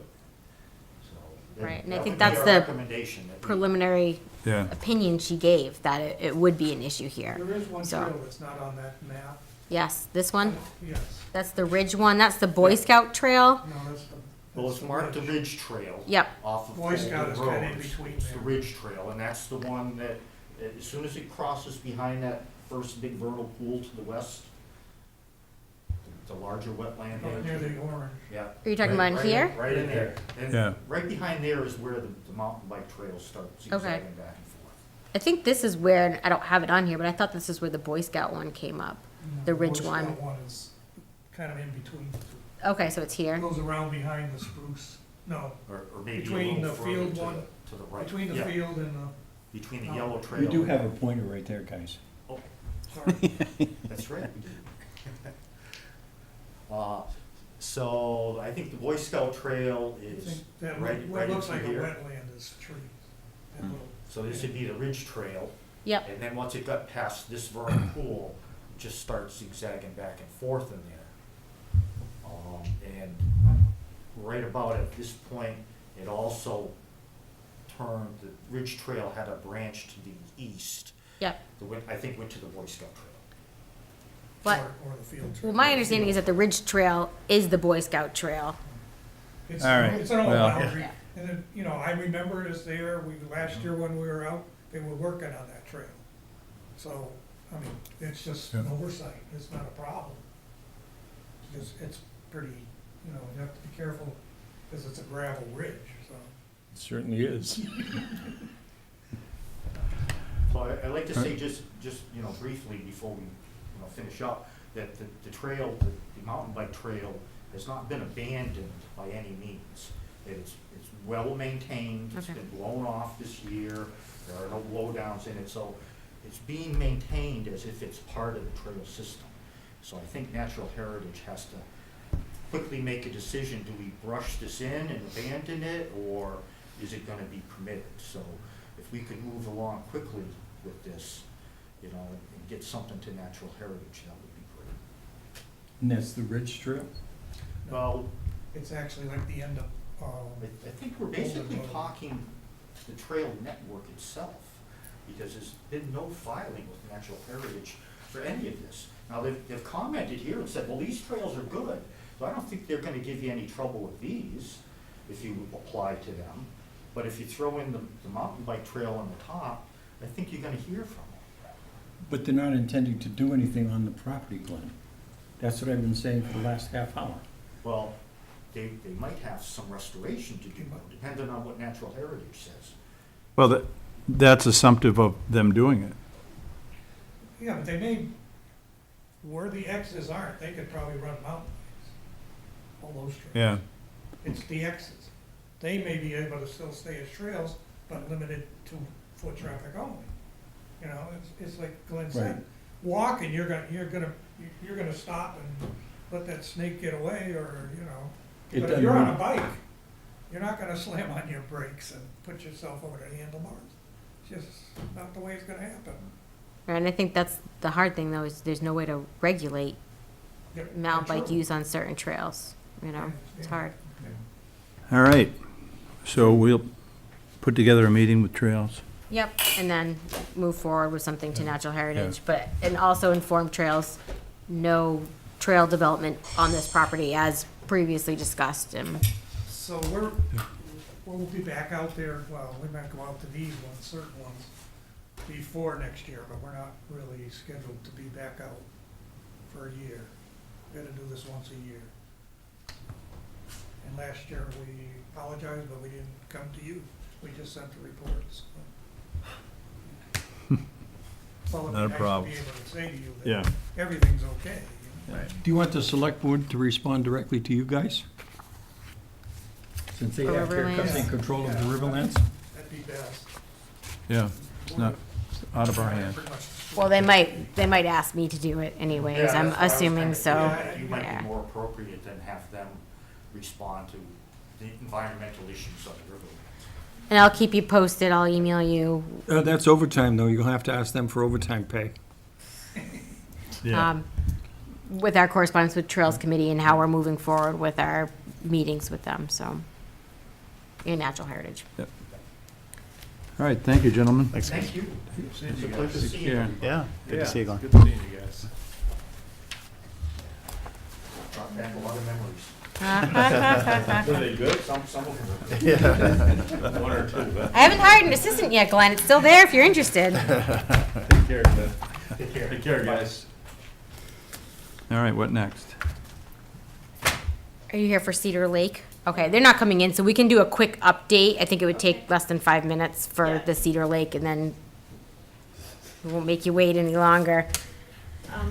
So Rebecca, I sent you an email, like when I walked in the door. 'cause Oh, okay, I'm like, I didn't get an email today. Yeah. For those of you who don't know me, I'm Suzanne Brozek. I live at Tukabensky, and I'm representing Cedar Lake Association. I'm the president of the association. But at 6:07 this evening, we received a copy of a letter that was sent by both, it was sent and signed by Todd Smola's office and Ann Goby's office, and it's requesting a meeting between the two offices, the Mass DOT, CLA, the Conservation Commission, and it was dated, the letter is dated April 23rd. The timestamp on the file is April 27th, so we think it was sent, 27th or after. And we're just awaiting response. But I did send you the letter. I don't know if Okay. you want to put it up on the, If I can get my email on here. just to Is there a show requested what date they're on it? asking for. I can read it. Is there a requested date for the meeting? Doesn't really give a date. I had him add my email on here, so. Oh, that's a good thing or a bad thing? It's a bad thing, right?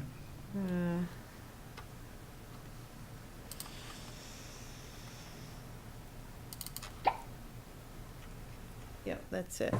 And then on the second page, you'll see the request.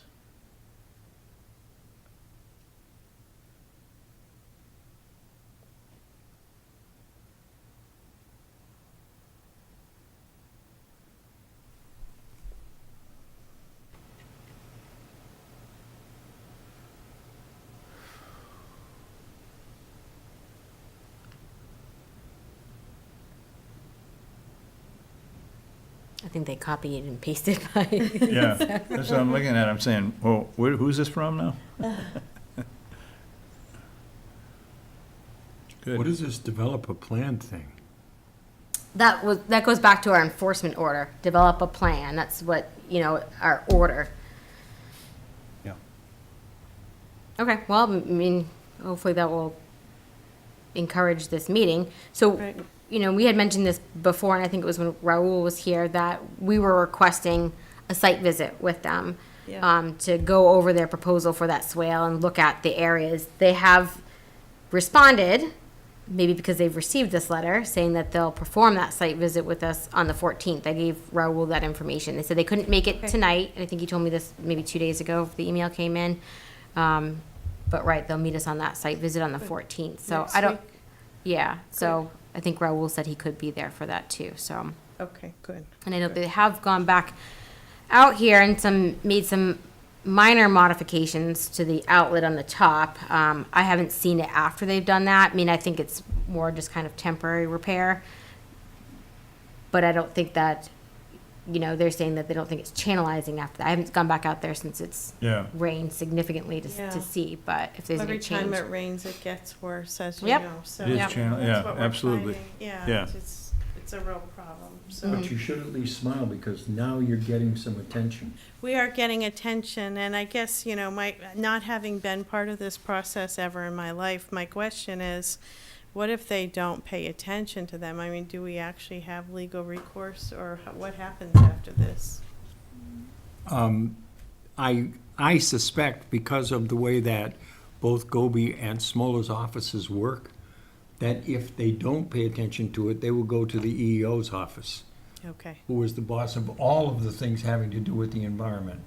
And that's a state cabinet level official. okay, good. So we don't need to think about the recourse. Now that the state senator and state representative are directly involved, as witnessed the letters, Yep, then there is going to be some action. We don't know what the action is. We can't be predictive. yep, good. But what you should reassure your people on Cedar Lake is, this is not the end of the line, this is the beginning of the line. Right, yeah, yeah. That's good news. Yes, it is good news. It is good news, yeah. We do send out, well, I do send out periodic updates to everyone to let them know what's going on. And I can say that everyone is very appreciative of your support on this and, all the work that you've done, Becky, with Raul. And, we really are very appreciative that it's getting attention and that we realize it's probably going to take years to get everything done, but, we're making progress anyway. Yeah, Becky and I were talking about it today, and you just have to keep the pressure on. It's it never ends, and you never get as much as you know. And Raul has been great. Yeah. Yes, he has, yeah. Yeah, we're very fortunate to have him, yeah. So- Because he trying to- doesn't let you blink, which is a good thing. And I think too, like my discussions with Mass DOT is they're aware there's a lot of areas on the turnpike that are having these issues and they're getting pressure from different communities.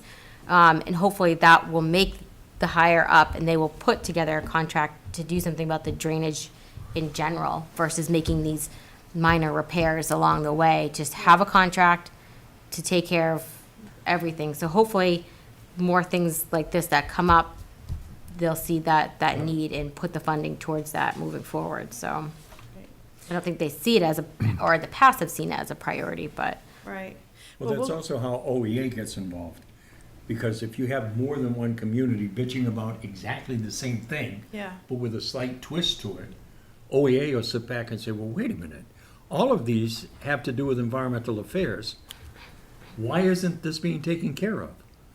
And so that's when it starts flowing back downhill, instead of us always trying to push it uphill Yeah, yeah. with our fingers crossed. Yeah. I know, really, and we'll let you know, right, when we get the response. I'm sure, Becky will let you know right away when that meeting will be, and hopefully we'll get somewhere. Okay, great. Thank you very much for coming Steve in. will be there with bells on. My favorite people.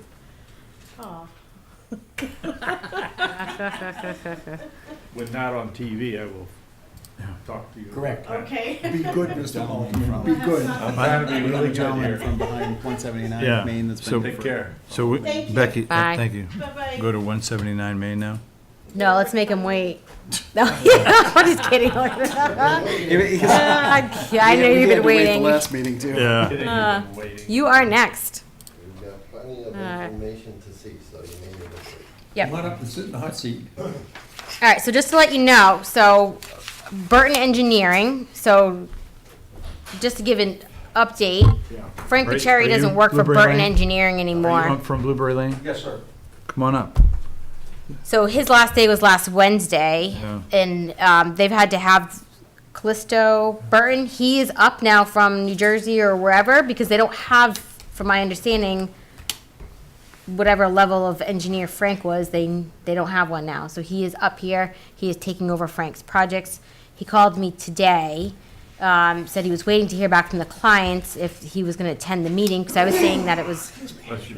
important that an engineer come and explain the most recent plan we have. So, and I can pull that up and show you, and we can just discuss the plan that's currently being proposed.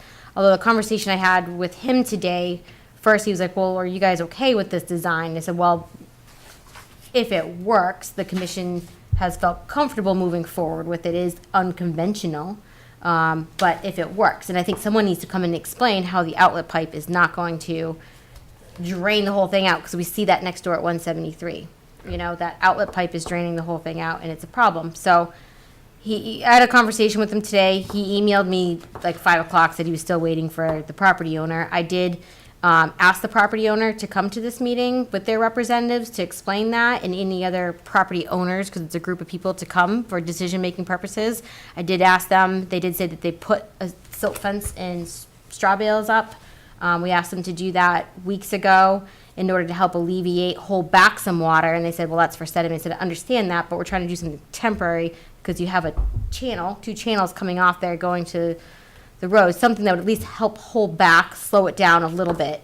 Something. If you have a better method presented. Has it been done? No. Hasn't been done. So they're waiting for the plan that showed where it would go in. Excuse me, why don't we start right away? Well, that's what we need to discuss tonight. You know, I was hoping that they would come to this meeting and we could have a conversation, but we've been informally reviewing this.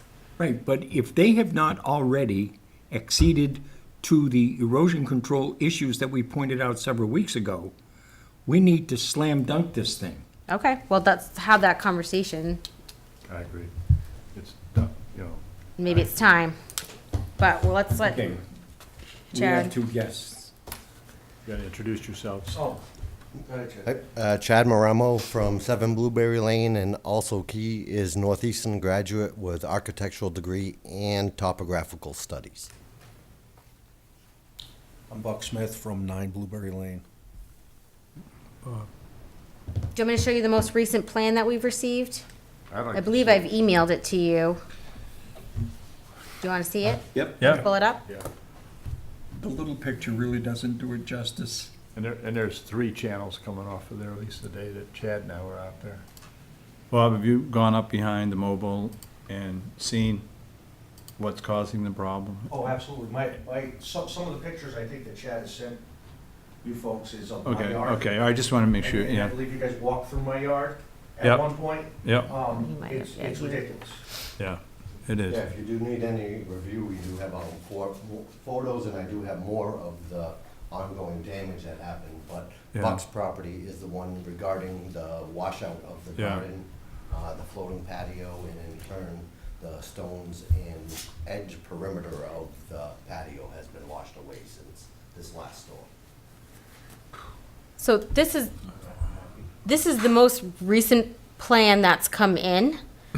Now you can see that we have these two different defined areas is what we asked them for. So this area is what on the aerial photos from 2011, 2012 that I sent them shows what was a gravel parking lot. This outside area looked like successional areas. Maybe it was cleared at one point, was growing back. So we asked them to review those two areas differently as they did their drainage calculations, because going from a hard packed gravel to what we're using a pavement coefficient, I guess, but is different than what the other area is. So we wanted to make sure we were capturing that difference enough in these basins. So they came back and they redesigned these, I think in his explanation, which I have an email and I printed a couple for you to read too, is the basins were increased like 1 foot in size to hold some more water. But what came back on this plan, as you notice, well, the plan showed this, but didn't have a detail, the preliminary plan we had. So it's showing this outlet pipe. So I questioned this outlet pipe because we know what an outlet pipe does. So I'm like, well, why do we need this? What's the, we're just going to drain this out. How low is it? How much water is going to sit in it? So I've gone over all of that with Callisto today, that we have those concerns and need that better explanation. I do have the email from Frank, which I can share why he says he designs it this way. We don't have the soils here, which is part of why it can't infiltrate a lot, because I was like, well, let it overflow and have a level spreader down there or not. So I said in my email as well, I said, well, if we're outletting most of the stormwater, this isn't going to work and solve our problem here. So maybe we need to look at other options of infiltration on this site versus this design. So What was Christo's response to that? well, I forget exactly what storm sizes he was saying, but with this design, because we don't have the soils here, you have to have the outlet pipe. All your small storms will get captured in it. Your larger ones will outlet. But if you have a sufficient level spreader at the end, you're going to capture some of that water. You're going to slow it down, hopefully infiltrate some more there. So, well, if you're going to do it that way, maybe you create make that almost like a basin there. Then we don't want to pipe it out to these people's properties. It doesn't make any sense to me. I mean, why even have that upper Well, berm on the right? If exactly. you've got a That's pipe, this is right. like Well, it's the same pipe thing. under it. It's the same thing they designed at the gas station, and that's a problem. The problem is you don't want to create water that's standing for more than 72 hours, I think is the issue. This is not going to infiltrate, so without this outlet pipe, this water is probably just going to sit in there and not drain out. So we're going to have a couple of ponds back there instead of, permanently. Yeah. I think that's the issue. Okay. I'm speculating, but I think that's what they're trying to prevent here. Yeah, but maybe it needs to go up here if you have to Yeah, have it. so I had some discussion with Frank about this on site. So our thought was, why don't we just allow this to fill up completely, and then we have this emergency spillway. If it just goes over the spillway, forget about the pipe. The problem with that is that then you get all of this, in small storms, you're fine. But when you get a really big storm, what happens is then all of the water that starts flowing into this after this is filled up suddenly is concentrated in this one spot, and that's going to just blow out, and you're going to have the same issues that we have right now. So that's my understanding based on the conversation I had with Frank. So would not a potential solution be to make that bigger? Yeah, I mean, this looks a lot bigger than the original ones that they had here. Yeah, but if they're talking about adding 1 foot, Stephen, that's not bigger. Yeah, no, that's why I'm surprised, because this looks a heck of a lot bigger than Does. that looks twice the size as the one that was there before. Yeah. And a Yeah, lot but Becky deeper. just said it was 1 foot. Okay. 4 feet deep versus 3 feet previous, providing, right, yeah, 4 feet versus 3 feet. Plus so. the overall length of this that's at least doubled from the one. we Right, maybe originally he saw. just meant for attenuation, obviously it's gonna hold more water, but Yeah. it's larger. It does look bigger than what we were looking at before.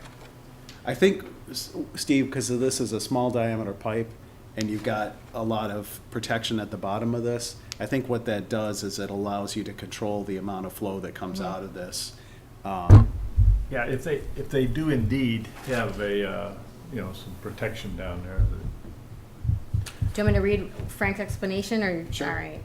So he says, I have the outlet raised off the bottom to provide some recharge. If there's no outlet pipe, then the basins would engage the spillway too soon and increase flow, as the recharge rate won't be able to keep up with the inflow during bigger storm events. The short answer is no. If there's no piped outlet, then the basins won't function as I have modeled them and will lead to increased peak flow as the spillway engages. Your suggestion would work great for more frequent smaller rain events, however, would lead to failure, increased flows during larger events. By having the pipes off the bottom as designed, there should be little to no outletting during small rain events. The Blueberry area is a low point with a decent sized watershed headed towards it. They will continue to have drainage problems. The implementation of the basin should help, but ultimately the water still wants to get there. Without analysis why the water is a problem in the Blueberry area, no outlet, not enough conveyance capacity, too much impervious roadway drainage, it's hard to implement measures that will be satisfactory to those concerns.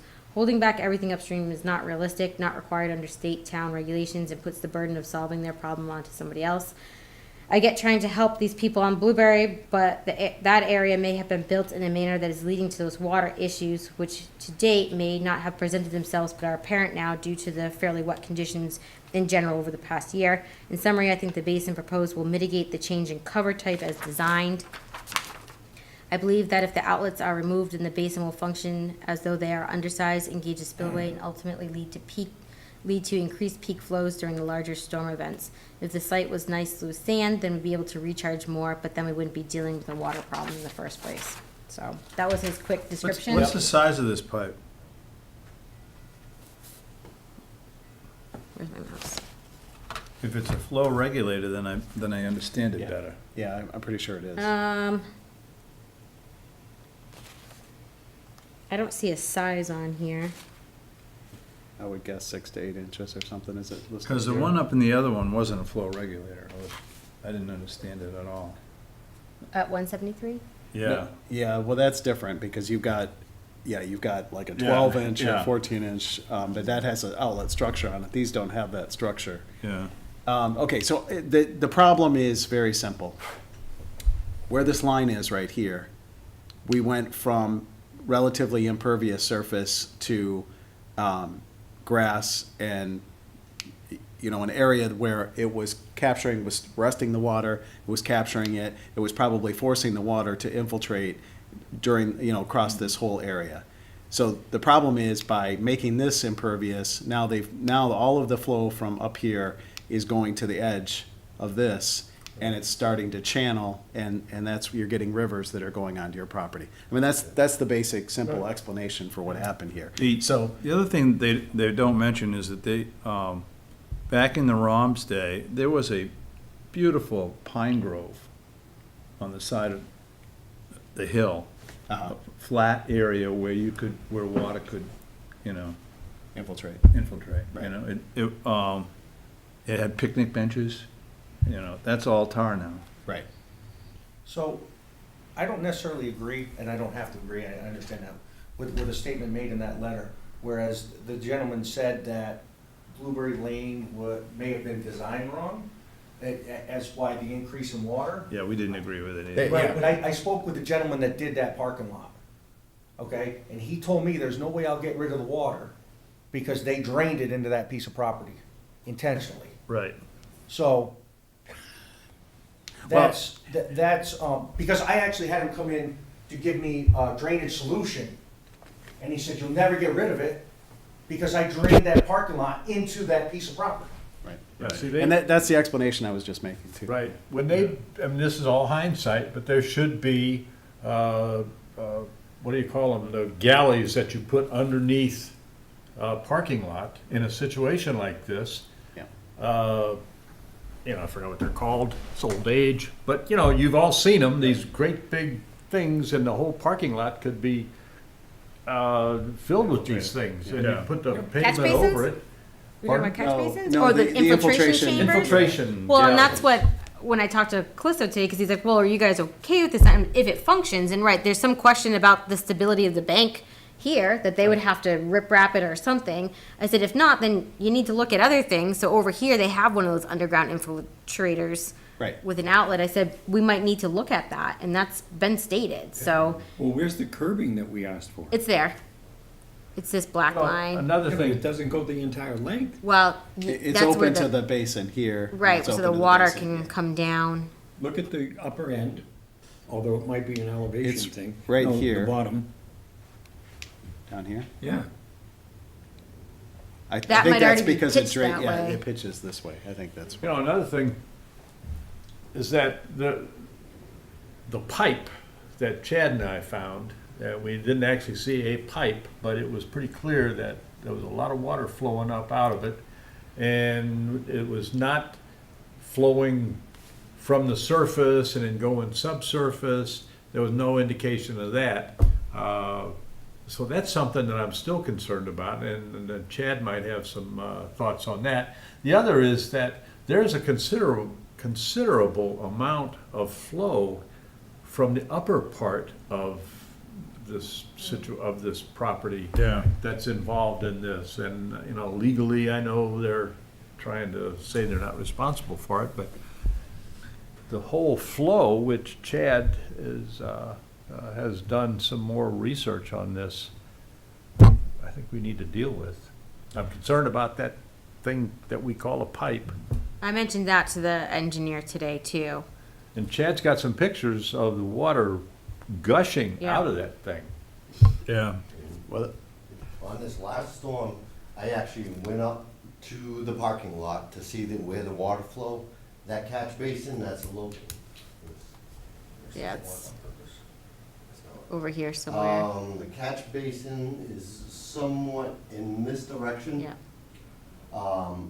60 to 65% of the water flow from the upper parking spot does go into that catch basin. And the rest you can see goes around, from the upper parking lot, goes around. And I have a photo looking at this part. I stood right there in the driveway, took a photo, and you see the water rushing straight down to that area. Exactly So- what Stephen just described. And what used to happen when this was grass and, you know, there was, I don't know what else in here, brush or whatever, but, that water would hit this edge and it would get slowed down and stopped and then, you know, basically that was forcing that water to spread out and to infiltrate. And now that they've removed that, it's just rushing to that edge and capturing even more water. Yeah. And so that's why you have the problem. And I think you said the problem started, what, 7 years ago or? And that's critical. About 5 years ago, that's really critical when this gentleman starts saying that Blueberry Lane was done wrong. Right. Blueberry was fine until 5 years ago. Right. Right. And I've been on that property because that's my son-in-law's brother, my son-in-law's dad had picnics in the back of that yard. We played volleyball. There was no water. There was no problem. I've been on that property a lot of times. And that's roughly the same time that the conversion took place. That's exactly right. That's the 5 years. And I've actually been getting frustrated because my yard is still soaked. I can't walk without getting my shoes covered. I've actually dug 4 personal swales on my property just to try to collect and contain out on perimeter areas. I have an old abandoned pool that I have 3 separate 4-inch drainage pipes that I dug into the backside of the pool, which I deemed as the best interceptor for the most water to try to contain it in a pool, because my backyard is still squish. I can't walk in my backyard. It was not like that back in the day. No, we used to have volleyball games. Yeah. And unfortunately, sorry, Chad, unfortunately, my property with the increased water drains into his property. Yeah. So it just keeps getting compounded as you go along. Yeah. There's no question. Right, so if we don't mitigate, so I have another question. Are those catch basins, if you will, that were increased in size, will those be able to handle the water also that drains off of the current Teddy G parking lot into there? Yeah. It's only designed for these Right. areas, and that's something I mentioned to this new engineer who owns the company too, that there's a concern about that flow too. That's getting added to it, but, I mean, there is a question and ability to regulate certain existing things. So that's, Yeah, unfortunately, we're caught in a catch-22 situation because they created a situation where they've now, because this is impervious, it adds all of this drainage too. But we can't force them to design catch basins for all this because that's, because it's an existing. but I think we know too, and I've mentioned that, we know that this catch basin potentially outlets over here.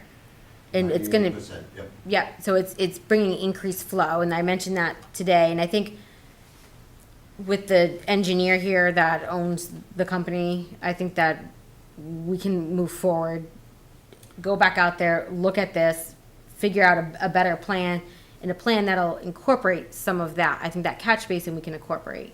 When was that catch basin put in? Was that at the same time? I think that's an existing catch basin. It was shown on that 2012 plan Okay. that we had when they did the tree removal and the planting. So that catch basin's been there. But it said on the plan, outlet unknown. Yeah. Well, yeah. Yeah. I know where it is.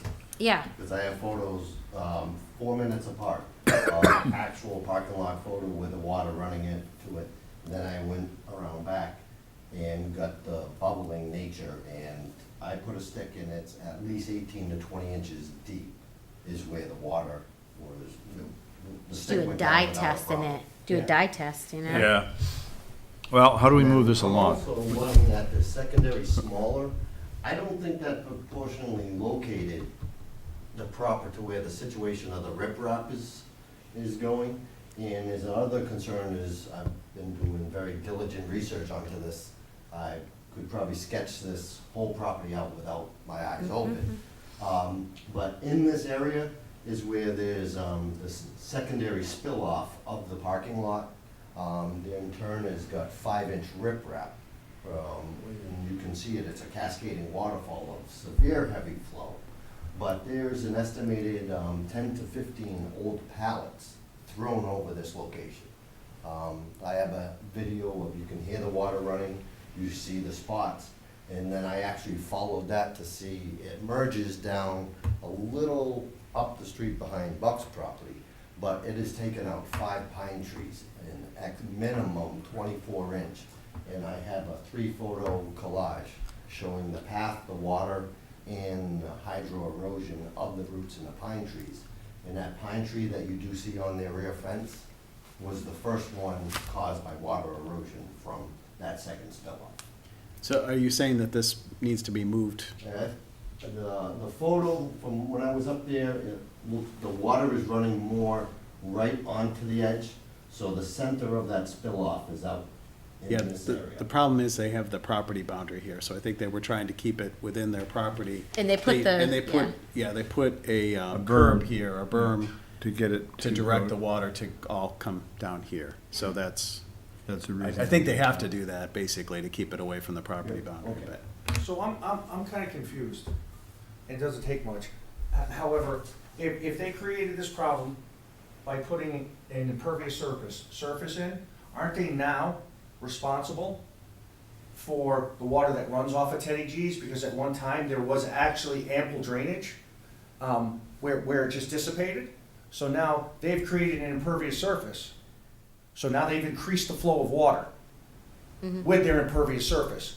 How can you hold them harmless at this juncture for the rest of the water that obviously there was no issue with, that dissipated prior to them creating the impervious surface? Right, they've removed the ability for that, what used to be not This whole area. impervious. Yeah. They've removed the ability for that piece of the property to treat the runoff coming down from Teddy G's. Right. That's exactly the problem. Yeah. And that's why that has to be considered in this. Well, and that can be something that under the town of Sturbridge stormwater bylaw can be looked at. So under conservation, we are limited with our 200-foot buffer zone.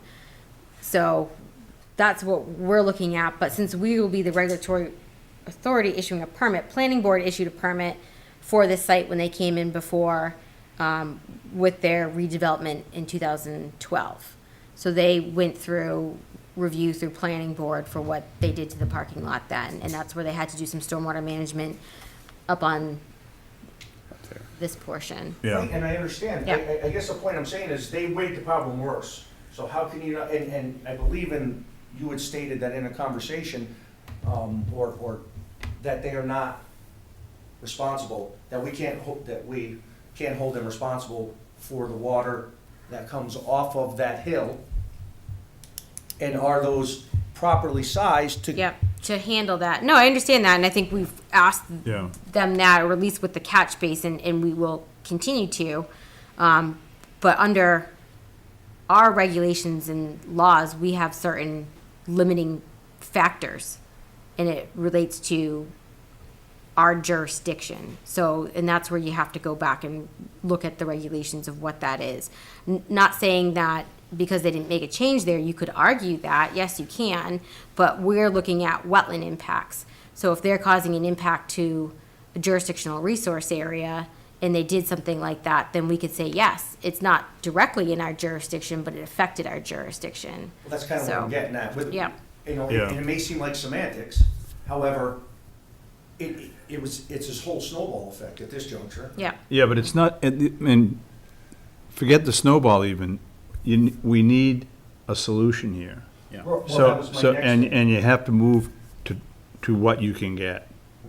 You know, we aren't all powerful. I understand. So, we don't hold them faultless on this. We agree with you completely, that they caused this problem. In fact, that added to, the gas station, the changes there, which we didn't approve, and they went to DEP over our head, and put that in. So there's no question that that's what's caused the problem. It was always a wetland behind, and going down that hill. It is impervious and it goes down there. But this, either through the speed with which it hits, or more water, they cause a problem. Now, the question is, how do you go at it? We can get them to do this, and see if this works. We can go back and say, this is inadequate, we want, a complete redesign of the parking lot, and see if we can move that direction. That has less, that will take longer. And I don't know what the opinion of the board is as far as getting that done. My feeling is that if they're willing to do this, it's not gonna make it worse. We Well, I know that for understand. sure. And it could alleviate, it may not completely fix the problem, but it could go a long ways to. Yeah, but once that's done, they will feel blameless to do anything more.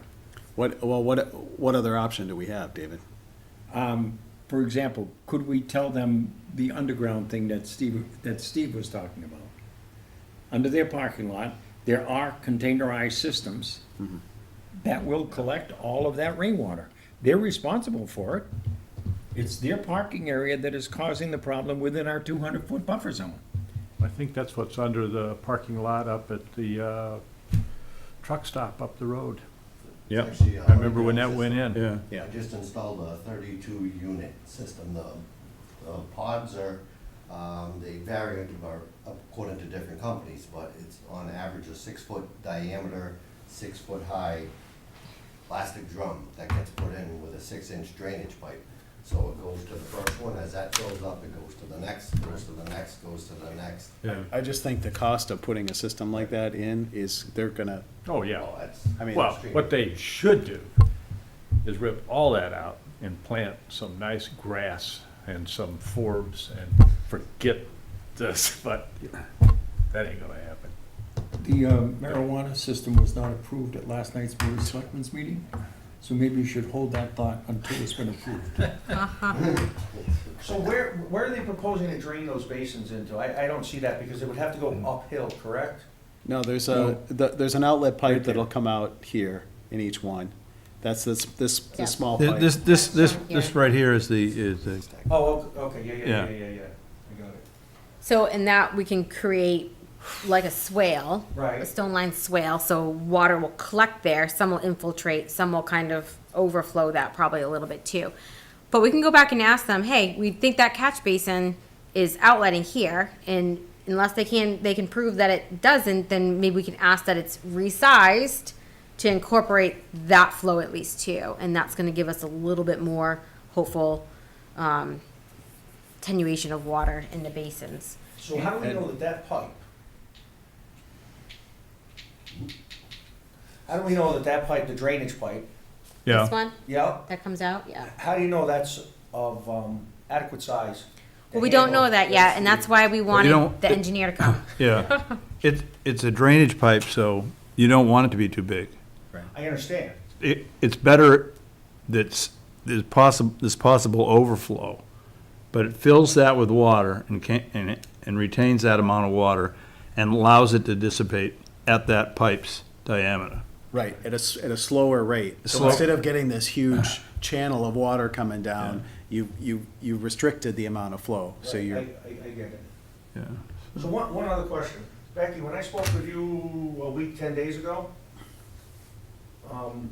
you were gonna ask those folks, and I believe it was mentioned already here, about putting a silt fence and hay Yep. bales up. Yeah. As of Sunday, that hadn't happened, because I drove around and looked. Yeah.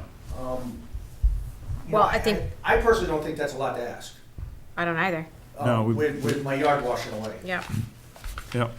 No, So that's We're gonna what, deal with that in a couple of minutes, because that's a slightly different issue. Okay. We have to deal with the plan first, and then we deal with taking care of the existing problem second. Okay. Because the existing problem is going to be fixed. Okay. The plan needs time to be fixed. well, Roof drains. I think what, We've proven where they're draining into. no, Then I don't think we can agree to any plan. we're not agreeing to any plan tonight. The engineer couldn't come here. I think what, No, what I I'm think what saying the is- commission needs to decide to do. You have to talk to Now. Callisto and say, we still have questions, and one of them is, roof drains are disappearing somewhere. Show us where they're going, and if you can't, make something work for them, because that could be contributing a huge amount of water. There's a lot of black asphalt roof space up there. Yep, so my first conversation with him was today. I think what the commission needs to decide to do, one, they ignored our request to come to our meeting with or without their representative. The representative couldn't come, they didn't make it either. They ignored our request to put temporary measures in after they agreed to do it, once they got a plan showing where they would be put in. We haven't taken any formal action on them, but they didn't even reply to my request to come to this meeting, which they were given ample time. So I think the commission needs to decide how we want to move forward to get actions taken. Start finding as of today.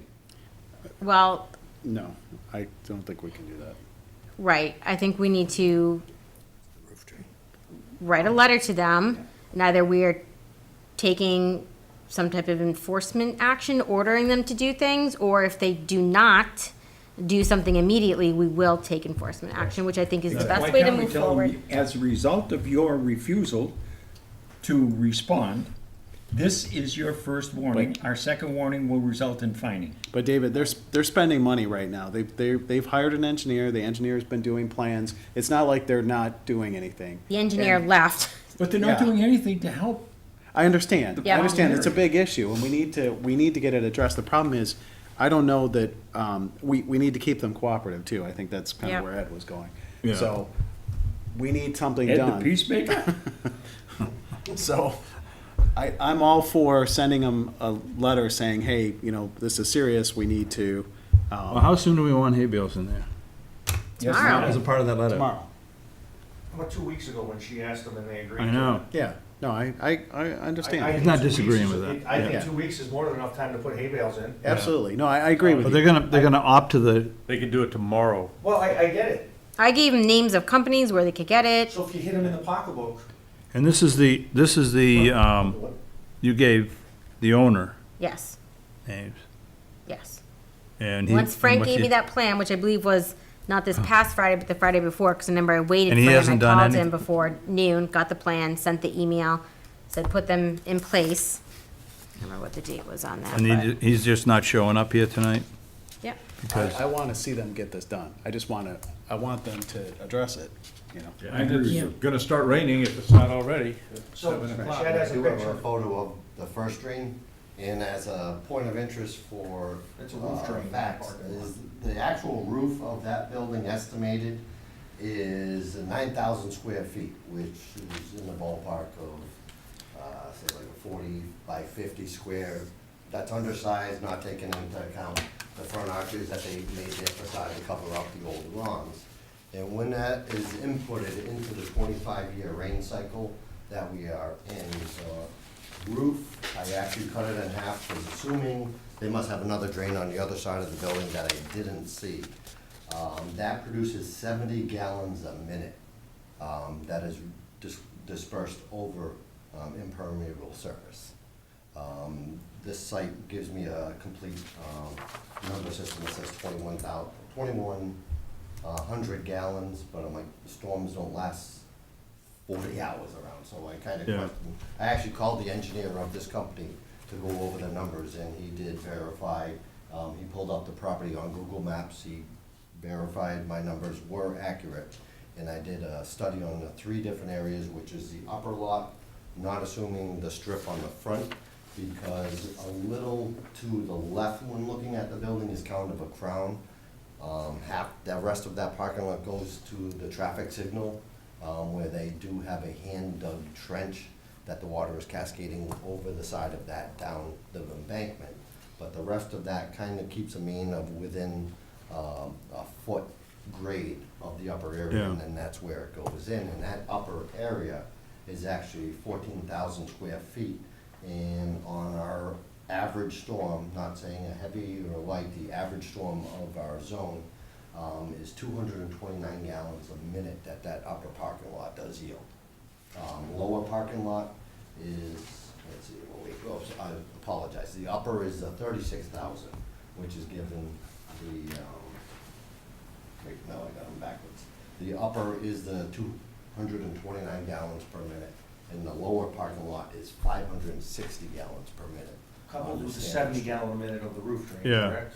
Right. So on average, you're looking at almost 800 to 850 gallons a minute, which in retrospective size, if not knowing the numbers of gallons, a hot tub on average is 800 to 825 gallons.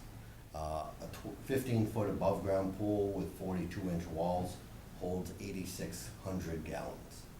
So that's on average filling, that whole area is filling up a swimming pool. Once an hour. No, No, more. once, Well, it's a minute, every 10 minutes?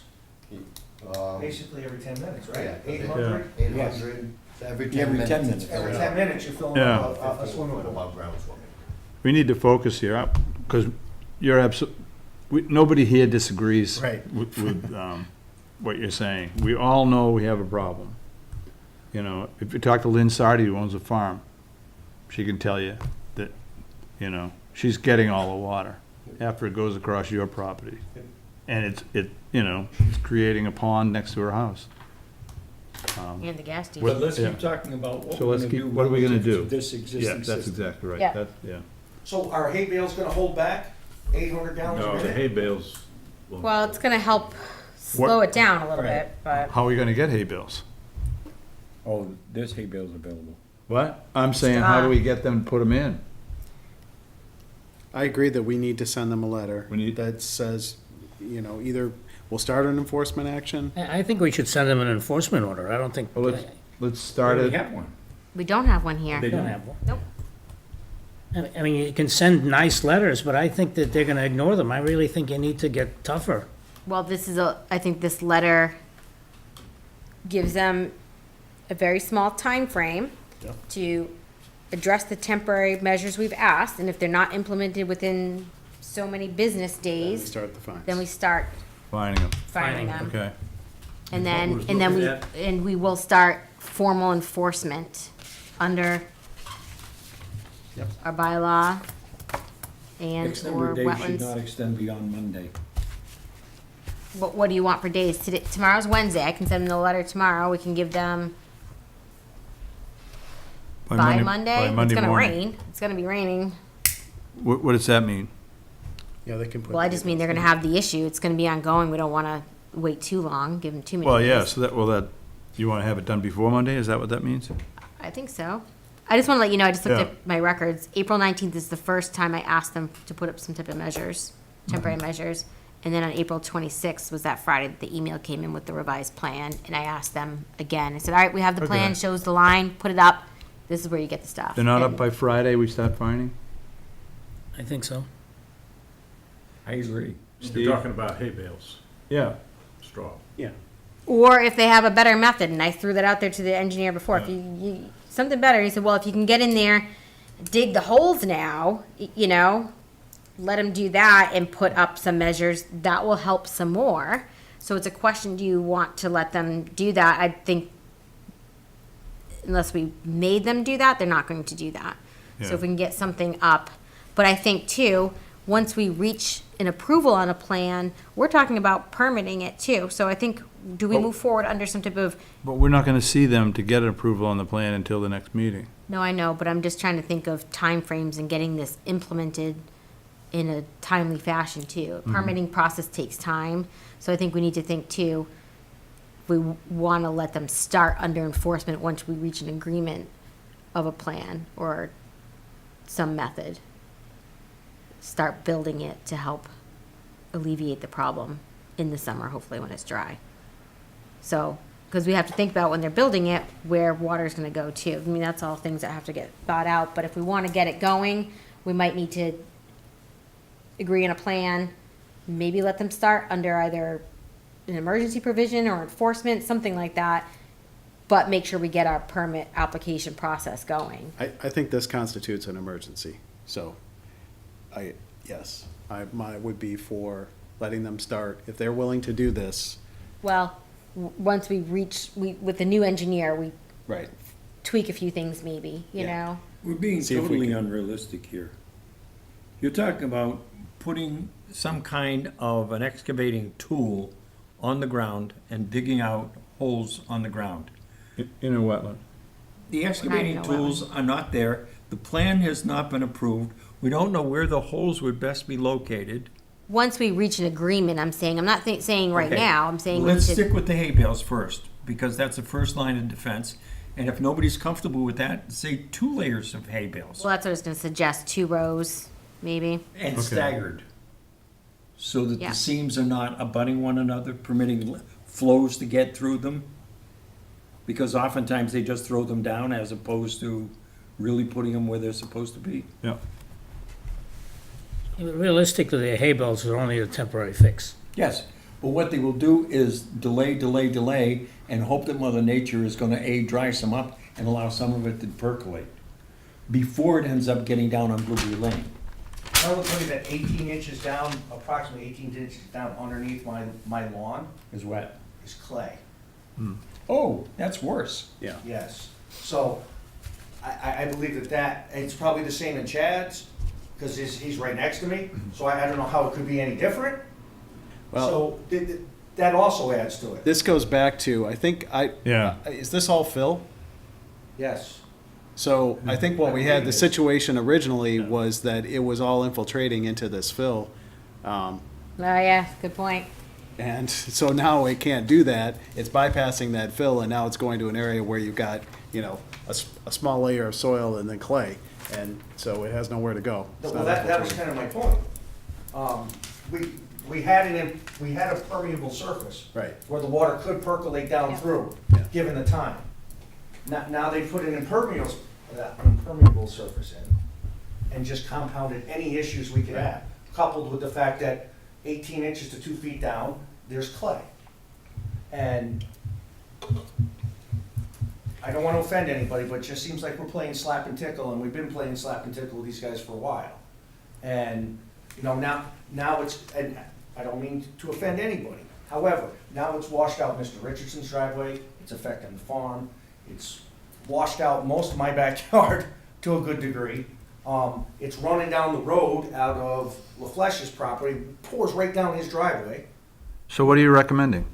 I don't know, but I'm coming to you guys. That's what we're trying to do here. And I understand that. Yeah. I mean, unfortunately, it takes time, but we have diligently been working on this since it's been brought to, I know, but it was only brought to our attention in January. If this has been a problem for years, you know, we weren't aware of it at that time. So, I mean, I know it's not quick, and doing these things takes a lot of time, unfortunately. We've been working with Cedar Lake Association, as you saw, with Mass DOT for almost a year now, and we've gotten some results, but it unfortunately it's takes time. But they have been creating these plans. They didn't give us a hard time about coming back and revising this. I think now the engineer left. We have the owner of the company working on it. I think we can get him to make some good, hopeful modifications here, and we can address some of that additional runoff, get this implemented, get it taken care of. Was there ever an environmental impact survey done? Or has What there do you been one mean? done? For this site? Yeah. Conservation hasn't been involved in this site. The only thing that came in front of them, So it was permitted in 2012. yep, through the planning Right. board. Through the planning board, Yep. but Right. there was never, It never was before us. environmental impact done when that went in? Well, I don't know that they would have been required to. No, it's just a do- renovation. Okay. Yeah. You know, it's an existing building with a Also renovation. remember that they separated the property into two separate functions. Yeah, Prior to that, it was all one piece of property, yeah. and at that time, they separated into two separate pieces of property. Because Rom's owned everything all the way over to the edge of the parking lot. Correct. And then they separated into two, so the gas station, et cetera, is one part, that's a separate piece of property. That's Okay. not owned by the same owners as the Teddy G property.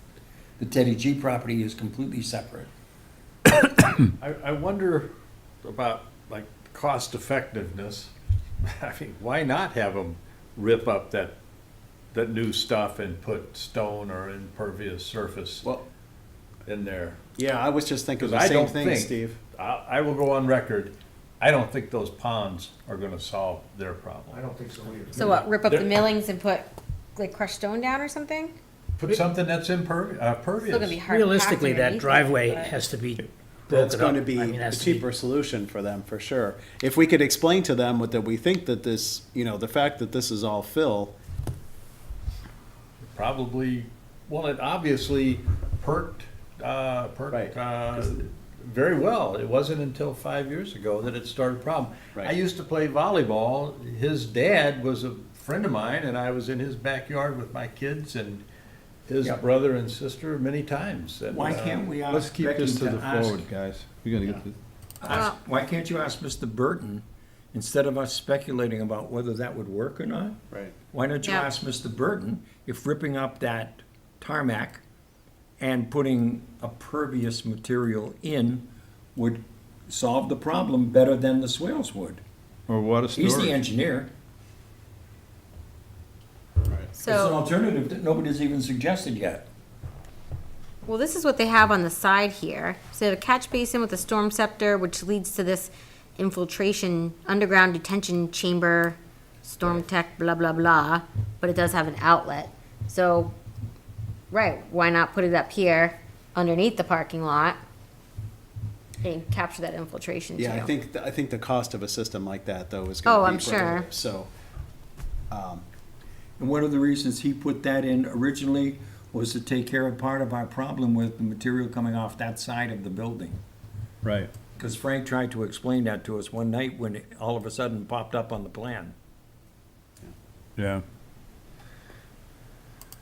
well, I think we need to offer it as an option to them to look at, you know, explain to them what we think is happening and have them come back and say, yeah, that probably is. Because I think we all agree those detention basins are probably not going to fix the problem. Right. So Yeah. it's going to be a huge amount of effort, and then we're only to find out that in big storms, we still have the problem. Well, I think And the then best they'll thing. say, you guys allowed it, or you suggested it, or you Correct. whatever. Right. Well, Fall the- back on us. So the new engineer, the owner, hasn't been on site yet. I think it would be best if I met him on site, walked the site, discussed all the issues, pointed out all the issues, coming off, roof runoff, stuff coming up front, the catch basin. Right. Bring an old aerial photo, show them Yep. show them what it looked like, explain what we think it was happening and the reason why it wasn't a problem. It just started 5 years ago.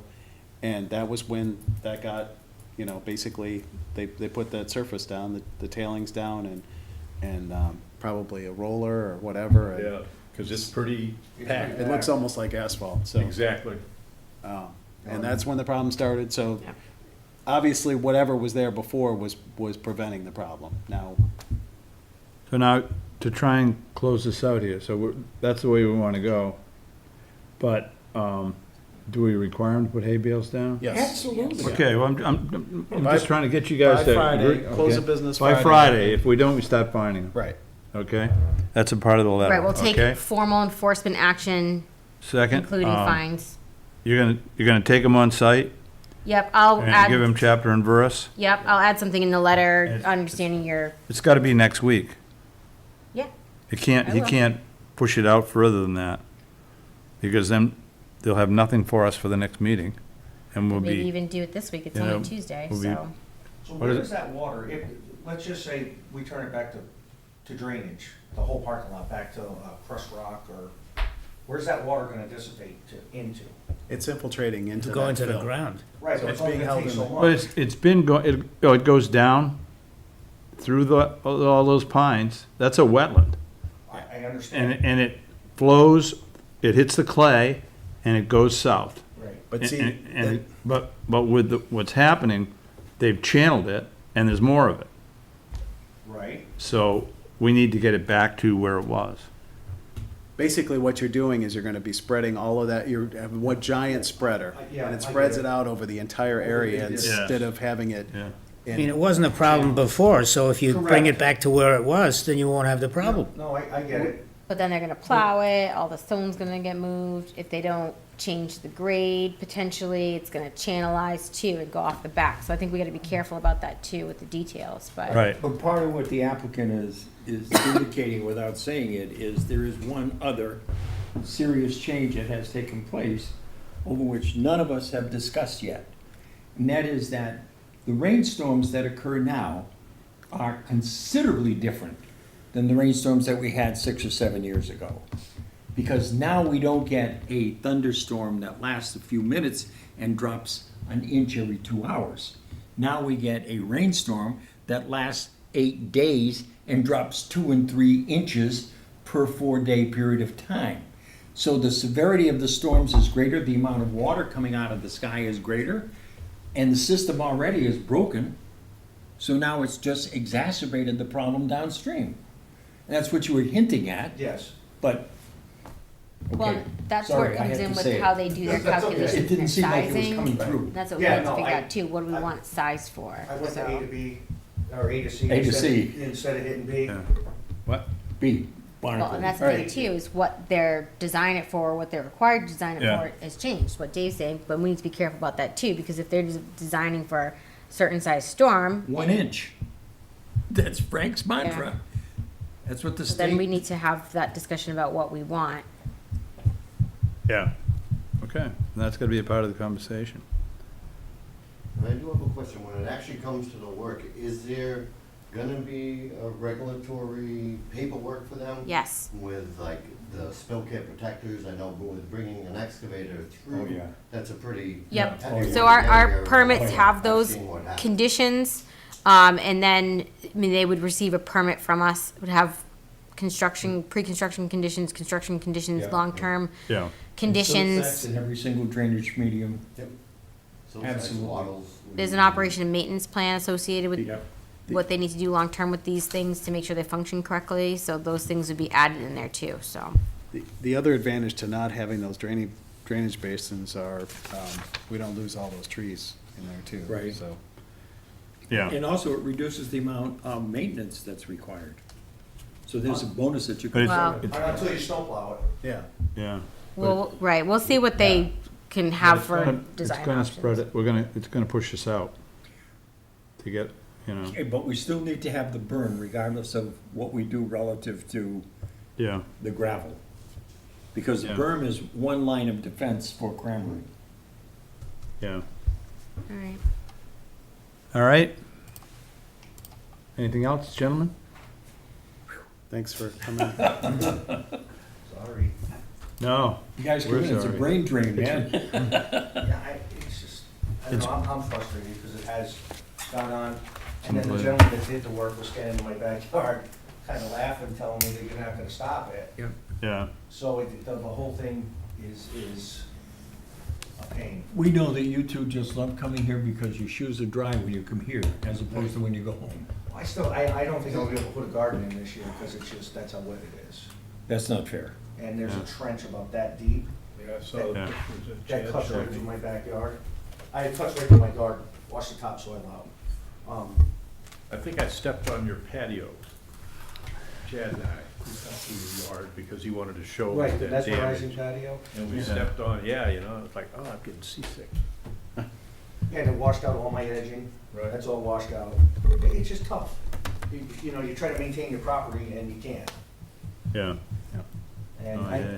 I know you guys can't do, you know, I dream a genie and make it all better. I understand that. Well, we can work toward it. Why can't we do that, Mr. Chairman? Because she was the first woman to show her belly button on TV. Oh, I forgot that. Now you know.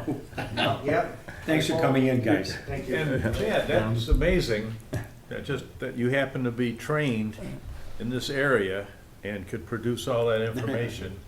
Good on you. That was very good. I'm impressed. Now say goodnight. Good night. Good night. Irene? All right. Thank you. Gentlemen. Thank you. Thanks, Night, guys. Thanks. Okay, next I have amended orders of conditions for, There's more. it's a lot more. Thank you. BP file number 300-1021, 30 River Road. This is Pine Lake Campground. Yeah. I did send these to you to look at. I have not received any comments, questions on my amended orders of conditions. Not from me. Nope. All right. Spent a lot of time on those. Thank you. Thank you, thank you. Just kidding. All right. I'll get you for that, too. All right, some quick updates.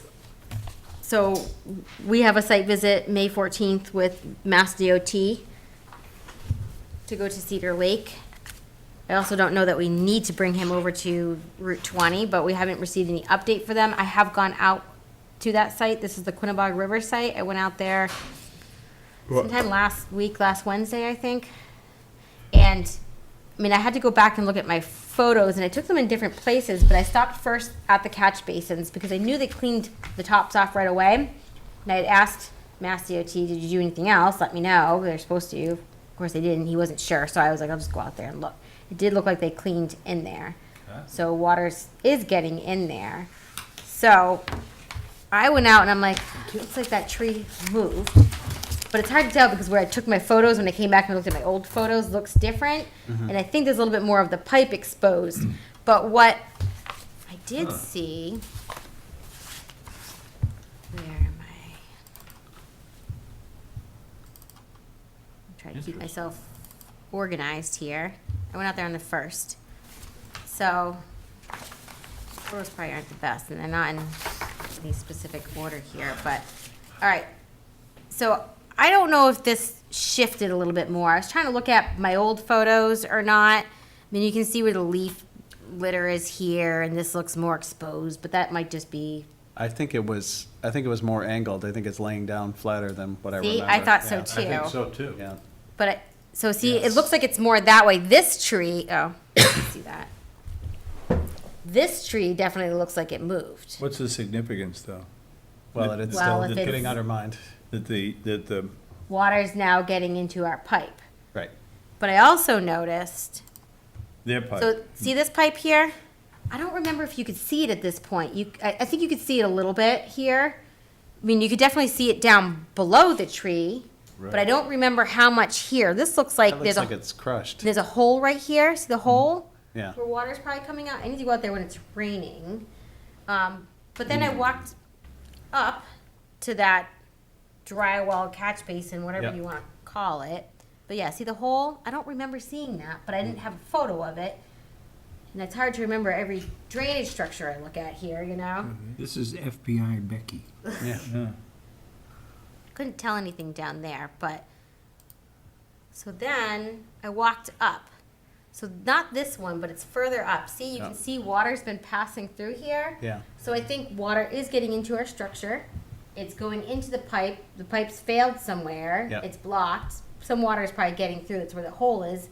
The rest coming out the top and flowing over land here. So, because I followed it and Right. Yeah, that's not good. so there's, you know, and I think unfortunately that's what we need to say. Yeah, now that your water's getting in there, we have a problem. So I lifted this up and there was no water in there at the time and there was nothing that.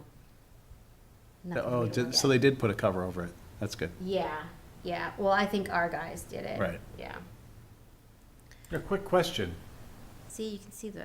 Do we want that pipe flowing down? No, No, that's it's what we against the said. No, we don't. And that's No. what we told them. Okay, so we did tell them.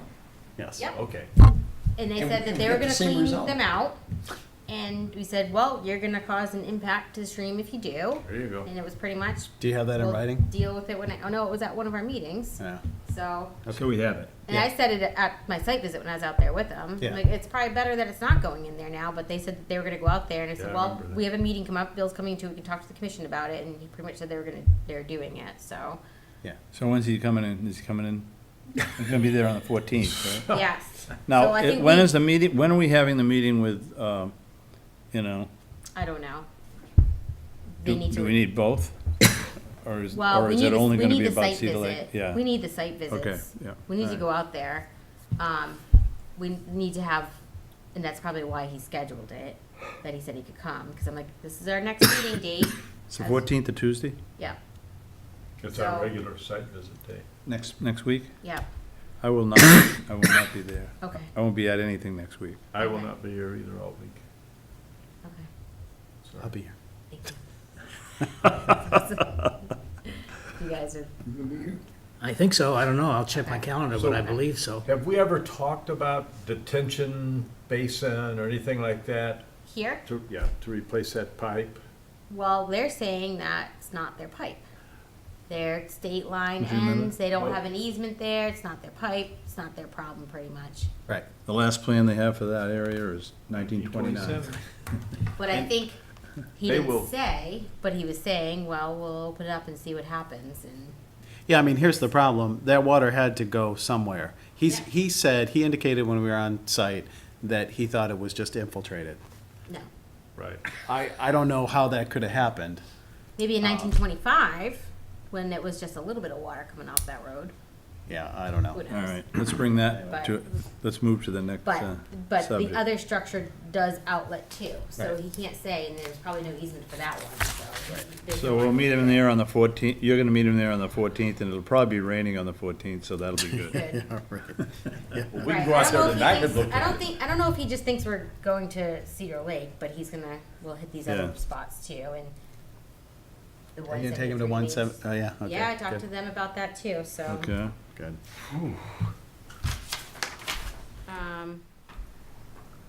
Hobbs Brook, that retaining wall. Yeah. I'm dealing with someone new out of CMI, which is in Arizona. This is the management company that owns it. He did send me the executive summary. They wouldn't give us the report from the engineer, so I have the executive summary that pretty much says just based off of their visual observations of the wall. And I forwarded it to Nelson because I brought Nelson else there. But he's the one that needs to know if it's structurally sound. And they said he's going to need more than this probably, but you deal with him on that. And whatever he says, if he says the wall needs to be replaced, then you got to look at replacing the wall. And he's okay with it because you have to go through that process. Then we can look at what you need to do to fix the wall. So pretty much what the engineer's executive summary said was that these large Good. boulders became displaced and knocked the retaining wall down from there.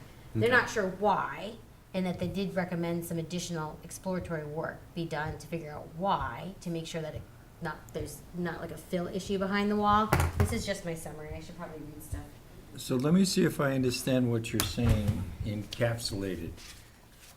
The engineering firm provided a 449-page document, which was summarized by a person that didn't write the document, Sound familiar? and they gave you the summary. Is that what I'm hearing? Yes. Right, and the summary will say, oh, everything's just fine. All right, so they went out in February of 2017, so 2 years ago. This has been ongoing for quite some time. They did a visual assessment, blah, blah, blah. They couldn't find existing documents, plans, or specifications. Maybe they should ask the town. Yeah. All right, their conclusions and recommendations. The cause of the failure on the north side of the segmented wall is local failure of the back slope. This local failure happened when the soil or gravel under the large rocks were washed with time, and these rocks have less resistance and now able to slide and hit the top of the segmented wall system, displacing the top concrete blocks. The cause of the failure on the south side of the segmented wall is as noted above, rocks losing grip and hitting and displacing the top concrete blocks. The failure mechanism of all the displaced blocks were not shear at the base, but a combination of overturning and sliding. In all cases observed, the shear key had no evidence of damage. We recommend that a geotechnical engineer evaluate the back slope for local and global stability and determine if the large rocks could be removed and replaced with a gravel backfill to avoid future local displacement.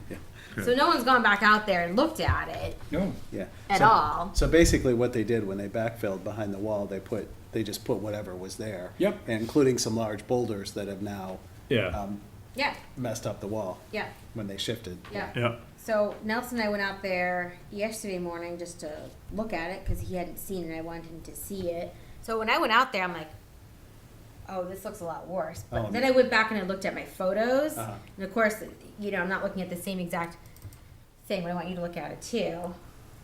I thought there was a lot more that's come down, but going back to my photos, I think it's still pretty similar. But right, it looks more. But I can It show looks you. more, I yeah. can show you my old photos too. It may be a little bit more, but I looked in my old photos have this here. Oh, okay. Maybe the top chain link fell off the other side. Oh, but, yeah, I think that's new. And then I noticed, where am I looking? One of the parts of the fence had boulders on it, and I don't remember that. Uh-huh, So, obviously no one's checked this fence. I told Yeah. them it's their requirement. right. Ah. Yeah, that's not doing much, is Yeah. it? No. Uh-uh. So, this looked a lot worse to me, but I did in my photo, I had this big boulder. Like my picture angle was different, but I can show you since you were there with me. Yeah, that's So- the problem, right there. Right, I was gonna contact them and be like, look, this has gotten worse, this is an issue, the building commissioner has concerns, you need to immediately take action. So he's in Arizona, he's coming here the end of May, which isn't far away. I think May 21st, he was gonna be out here, wanted to schedule a site visit. I'm like, well, I'm gonna go out there before and take a look at it too. Okay. What was Nelson's reaction when he saw it? Yeah. Yeah, yeah. Oh, good. But he's like, well, yeah, it might just be because of the fill, who knows, but they're gonna need to provide some documentation that it's okay. They've got to make it safe. Because you could tell, and maybe that's what he's talking about on the south side, that one of the upper blocks has shifted Yeah. a little bit. So, What we saw was starting to come out on the top. so I told him that I forwarded this to Nelson when I got this last week, the end of last week, and I'm gonna reply to him that we went out there. I brought the building commissioner out there. He has concerns with it. You need to move on this. Your engineer needs to get out there. They made a recommendation, a geotechnical. Right. You need to work on it. You need to fix your silt fence. Get someone. You have landscapers out there that you pay who do your ground stuff. Get someone to fix that. And I've already told him you're supposed to be checking that too. So From our perspective, the wetland is the wetland is here, right yeah, there. we're pretty close. I mean, Yeah. so, Jeez. Thank you for that. yeah. Yeah. Wow. Thought I was. Yeah. Wow, yeah. I wanted to show. I took this picture for you, Ed. Yeah? Although this is like a little. They'll have to work on this. But do you know where this is? Of course I do, Mosquito yeah. ditch. Yeah. It's being used. It's good. Someone's walking across it. Too. Yeah, that's kids. Yeah, Absolutely. But it's flowing over. looks nice. Yeah, Yeah. good. I like I mean, it. this is what that all needs to. Do you know how great those are in the middle of the summertime? When the water snakes come up and have to dry off for a little bit and warm themselves? They climb right up on top of those. You know, but I think that, I don't remember this being that deep. Do you? I have to go back and look at old photos, so No, I I think it's don't. probably kind of, Well, I think we've gotten so much water. They too. probably took the backhoe and fixed it. Yeah, yeah. You cannot fix it from Colorado. You fix it from Sturbridge. oh, these people, Absentee yeah. landlords have to be So- present. But This the, is- the landowner, doesn't like to lose land where he has his sand pit. So his backhoe is readily available. And we, you know who the landowner is on the other side? Yeah. So, see these two trees here? Remember those were in the Yeah. last photo, but right, the fence, maybe more of the fence is down there Yeah, too. I think that's what happened. Yeah. See, there's that big boulder, like I was, Yeah, I think the boulders shifted. I'm and- surprised Yeah, I came don't up like the you edge. guys going out there. Yeah. We were walking Oh, below was it? that Yeah, wall, trust, and I trust was me, I was not comfortable. I agree. You know, since we already digressed to another project, what about that backyard that you and I went, you made me climb up and down, you know? oh, those the big property boulders? owner actually just called me on that, so he's, needs to do like all the shrub plantings and everything, but he was having the contractor go back out. I was like, oh, did anything germinate? Didn't he seed underneath that? And they weren't getting much germination, but there was a section where they needed to put the another erosion control blanket down. So they're working on it. They're gonna go out there. And it was funny because I had just gone by that road that day and I was gonna stop, but I didn't really wanna stop on it. What about all those big concrete blocks? What For happened? the sake of the They're general at- public, you should indicate the address. Yeah. That, well, you know, I will indicate that Lane. I cannot remember the address. Something Hunter Lane 16, Hunter maybe 14. Yeah. But they're working on it, so. But right, those Okay. concrete blocks are down at the toe of the slope. Right. So Right. they did all that. Yeah, oh yeah, that was all implemented before winter. Okay, excellent. So- I just lost track of it. Oh, no, it's, Let's move. What else? I apologize for digressing. that's all right. No, that's all right. Hamilton If we Run. could remember the number, it would have been worthwhile. But you all know what I'm talking about. I do, yeah. Hamilton But I'm talking the Run audience. Oh, the audience. They've got a tracking pad down in the parking lot. They're doing a big one, which is helping with just clean water coming off the parking Good. lot. Where is this now? Hamilton Rod and Gun. Oh, So okay. they've been doing stuff. I've asked them, hey, did you get your silt fence up now? Because you can do it. Yep. You know, Good. asked them to clean out the catch basin because that was full. But good improvements. Frank was working on that. He said they need to do some more survey work. I'm like, can you just give us a rough idea what we should do with this basin so we can get it in? Yep. If they have to change it later, then maybe it's their understanding they have to change it. But Frank's gone now, so I don't know where that stands. But it's improved, you Good. know, which is good. Did they So- make it deeper? They didn't do that yet because we were waiting on some feedback from the engineer, but What about all the exposed soil? I mean, could they run rows of wattle or something? I mean, you can see that from outer space. I just looked at a satellite thing the other day. they have some up there. They're supposed to get Huge. started on that soon. I think they're waiting for Ramco to get there, but they're supposed to be starting. They have a phased stabilization plan that they need to. We're gonna have to keep our eye on it though, because the last time they waited for Ramco, it took 3 years. Yeah, well, I think that Ramco just needs us to constantly. Yeah. Yeah. I might go out there tomorrow just to look at that. I mean, that's amazing to have that much exposed soil and not have Yeah. some rows of wattle. I mean, we have some up there. We do have some. Yeah, I just can't remember. Yeah, I what- mean, you haven't across been the there in a little base. while, so it's different than, There's, yeah. Okay. your point is correct. But where the shift takes place between the slope and the parking area, there is a row of silt fence and hay bales. So I'm that just which saying- comes off the slope probably is being blocked adequately from the pond. But I'm just saying, should have a couple of rows of wattle, Yeah. so it's not all waiting to get Yeah. down at the bottom. Then they could just do that tomorrow. They really could. What else? Right, well, like, so Steve just said he'll stop by there. I mean, if you guys, some of these sites where we know that are problem issues, if you live near there or going by there, if you can stop and take a look, that'll help me. Because it's harder for me to get out to everywhere Right. consistently. you I know. will take a look at that because it's supposed to rain, should be raining right Yeah. now according to my handheld computer that also works as a phone. But this should not be happenstance. When I was the chairman, one of the things that I did was each one of the people volunteered to take one of the big projects under their wing, and at least once a week go out and look at it. Because it doesn't help us if you look at it this week and I look at it the next week and Stephen looks at it the third. You need that continuation of the same eyeballs looking at it. So why don't you agree that you're gonna take that one? And then as we come up with others, each one of us can agree to take others. I'll And take just- Doughty Road because I've been checking on Doughty Road every week anyway. Okay, and I did write a note, and I'm sorry, because I think I might have forgot to email them and tell them fix those. Yeah, so but they should see it themselves. They should, right, I don't think they've, And it should be a SWIP, and a SWIP should say what they need to do when you've got that much soil. If it's more than 14 days, it needs to be stabilized. yeah, and I have the old SWIP for Hamilton Rod and Gun that I forwarded to you. Yeah, did I ever give you your SWIP back on Yes. 30? Yeah, Okay. yeah, I think so.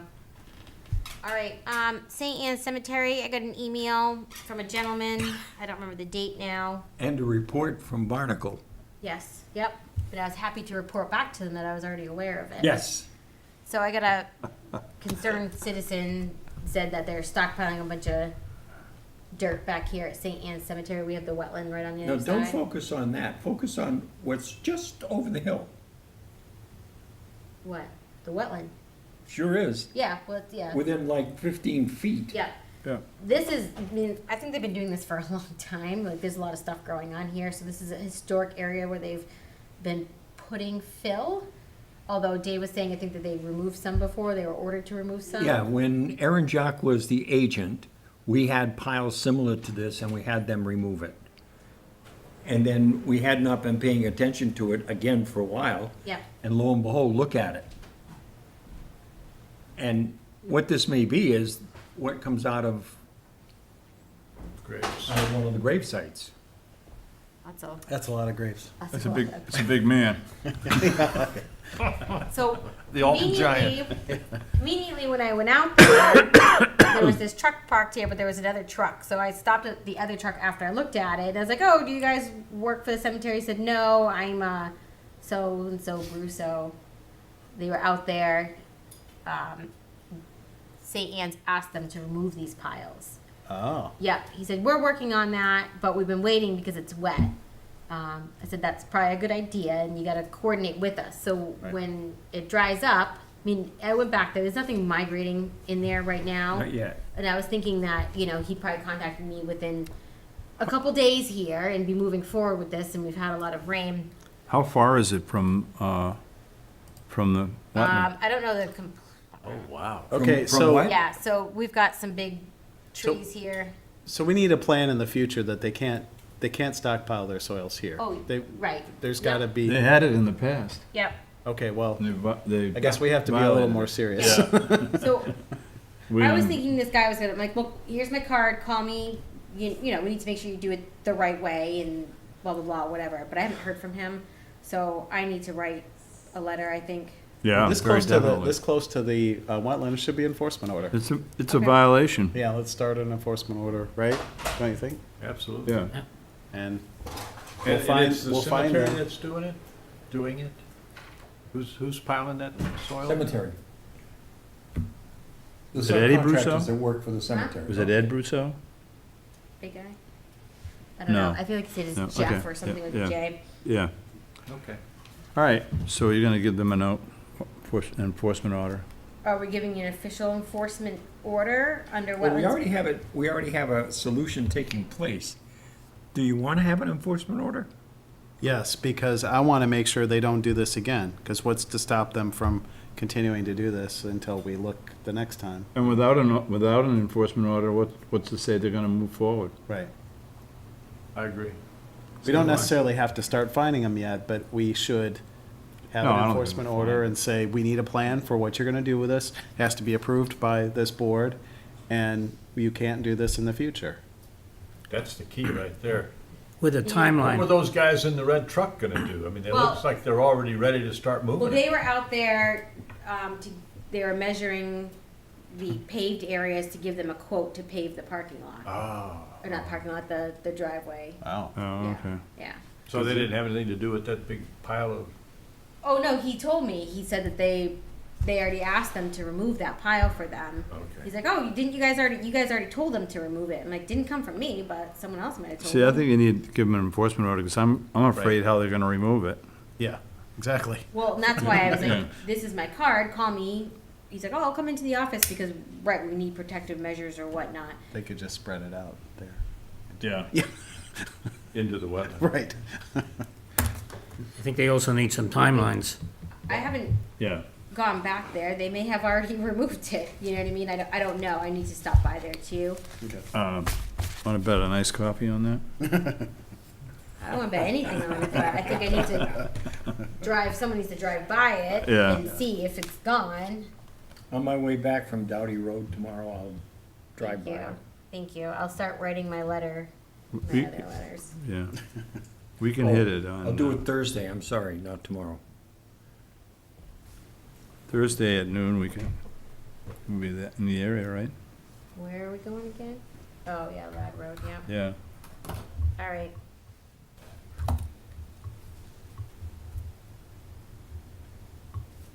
Just to give you an update, 43 and 44 Allen Road, building commissioner and I did stop by there yesterday too to see what progress he's made, because he did say that he started to remove stuff in the back near the wetlands. He has started to remove stuff. You can tell some stuff is gone. There's a lot of stuff back there.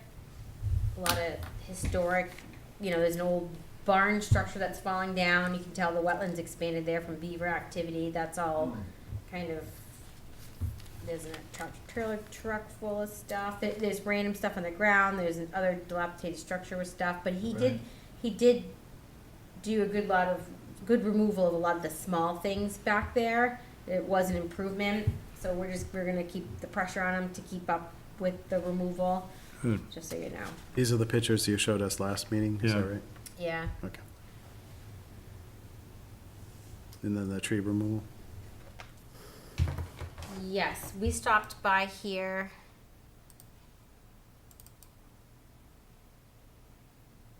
Where am I going? Whatever. Letter. Okay. So, this is what he sent in. He marked 3 because he was talking about 3 of them. Number 1 is a hemlock staying. 2 is a dead red pine. 3 is a pretty much dead red pine. Yep. So these 2 are further from the water. Lake's over here. We saw them. They're dead. There's also, he wasn't asking for these, but there's also, I don't know what you can see in the photo. Yeah, a couple of dead red pine in there. Right. In there, which we said that if he wanted to, there's 3 of them that he could remove too. He's got a good amount of trees on the property. We didn't really, Yeah, we didn't think it needed a replanting because there I were so would many agree. trees there. Yeah, I would agree. Yeah. wanna vote on Everybody that? agree with that? Right. Sure. Yeah. All in favor. Yeah. Alright, wetland letter permit, this is a really small thing, so this is Hog Heaven. This is Yep. Main Street four Yeah, eighty-four, right. corner of Arnold Road. We have a intermittent stream between here and the Yeah. plaza. What he's doing here, he's gotta get a building permit, cause it's a commercial property. Hold on, let me get my notes so I read this correctly. Spray painting some orange onto the gravel. Yeah. Yeah, good, good, good. So, It's allowed. all right, the green is where there's gonna be a small retaining wall. The orange is flatbed planter, or maybe that's what's currently there. Blue, he's gonna put some granite steps here. Pavement will be used for new walkway, and not pictured is 5 of 6 granite steps at the end of the walkway with railing down here. 4-foot sonotubes will be placed behind wall for railing, which will be attached to the top brackets. Walkway will be 48 inches wide. So they're just making improvements here. Not clearly exempt under our local bylaw, but it's gonna be removing some stuff. I think it's obviously permittable, maybe no stockpiling that'll wash into the, Yeah. Yeah, okay, that's about it. fine. Good. think it's pretty Everybody straightforward, okay with but- that? Good with that. Fine.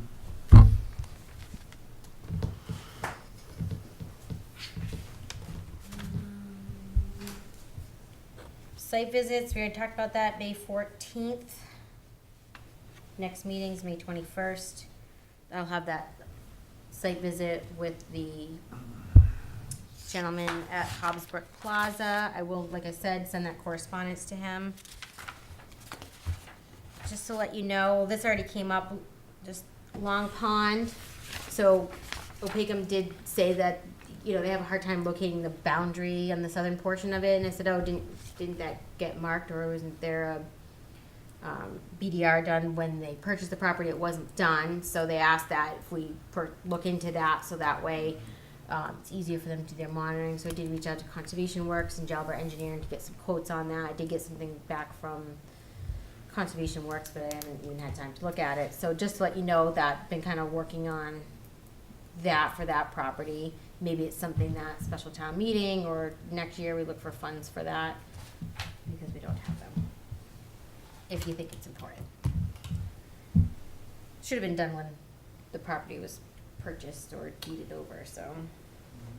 We completed the trail map update for Trail Committee. So they'll be moving forward with reprinting of all the maps. Includes one of Burgess, a new Plimpton one. I was very careful with the language on the Plimpton one because it's all existing haul roads, and I made it clear. There will be a caution note that no trails have been approved as yet on there. on the Plimpton property. It's going to Okay. be right on the map. So I wanted to be very clear because we have these issues with the trails. Right. Our Earth Day, we had 24 groups sign up for that, and we had about 12 sites cleaned up, so that was a good turnout. It's twice as much as last year, so Good. I had done, like through Google Docs, you can do like an online form, so I had Ashley do that so people saw the newspaper article, could just go online on our website and sign up. So I got about half the people that way, so I didn't have to come here. Which Oh, was- good. worked, I think Yeah. helped, you know? Yeah. Very good. I had on here, we need to do the joint trails Concom meeting, I think Yeah. you know that. 173 Main Street, we already kind of talked about that. I need to get out there when it's raining. We need to bring Mass DOT there. I think they're gonna Yeah. argue that we didn't change our drainage, but I think we need a joint effort between the property owner and Mass DOT to fix that. Yeah. So, admin job is posted, and I already said that kind of earlier. It's been Mhm. posted for almost a week now. I have about 6 resumes, so I'm gonna have to start interviewing soon. Hopefully I'll be moving forward. Didn't see any of your resumes in that pile. Grand Trunk Trail had a meeting last week. We had a phone conference call with Mass DOT and Eastern Federal Lands. Project's been on hold for about 14 years. There was a grant received to get this done, because it was on hold for so long. It was with Mass DOT. They were able to transfer the funds to Eastern Federal Lands, which makes it easier to move forward. There's a whole lot that don't need to talk about that, but their engineers are relooking at it, and they've said, yeah, there's not enough money to do everything now. So we had a phone call and talked about different ideas on, you know, how the town could assist with some work to the trail, some design changes that could save some money, things like that. So we're waiting, should in a couple weeks get something back from them, so then we can start the process of moving forward with that, which will be nice. You need to mention the number, though, because people don't understand. When they say they don't have enough money to complete the Grand Trunk Trail, tell them what is in the grant at the present time. I think there's $655,000. $655,000 is available, and they can't complete that section that goes from the Ed Calcutt Bridge. Well, it includes the Route 15? Well, let's do intersection an of idea. River Road and Farquhar, which is very Yeah. expensive too, so. But it included that originally too, but it's been It sitting. did. I didn't think about it. I wonder who's, I don't think it's a lot. I don't know how much the interest would be on the money that's been sitting there, but that's something. I don't know. It's a little bit, but, so I've also had to reach out to Natural Heritage because it's map priority habitat. We have wood turtle there, so I gotta start the process to find out what their concerns will be. So I'm gonna probably be reaching out to Trails to see if they can go out there and do some documentation of that stretch if there's someone has time, maybe Tom and I can go out there or something, but to get that moving forward, to find out what kind of costs might be associated for that. And probably more just turtle protection during work, things like that, but hopefully we won't need a permit or anything. You go through a nesting area, you got a problem, but I don't think we have that problem, so. All right, Paul, I need your ethics form. I'll resend you the email. I know. Yeah, I think Ashley sent it when you left, but, we have a site visit, we got a call, or I got a complaint yesterday of activity on Lad Road, potentially within our jurisdictional resource area, definitely within the buffer zone from what I was told. Called not the property owner, the person renting the land, Jennings, requested to go out, take a look at that. So Ed and I are going out there Thursday at noon, so you're aware. All right. Anybody have Nice any? job, Becky. Mr. Chair, I make a motion to adjourn. Do I have a second? I would like to second that. Okay, We have 2 seconds, Becky. You're gonna have to pick one for the notes. doesn't matter. All in favor?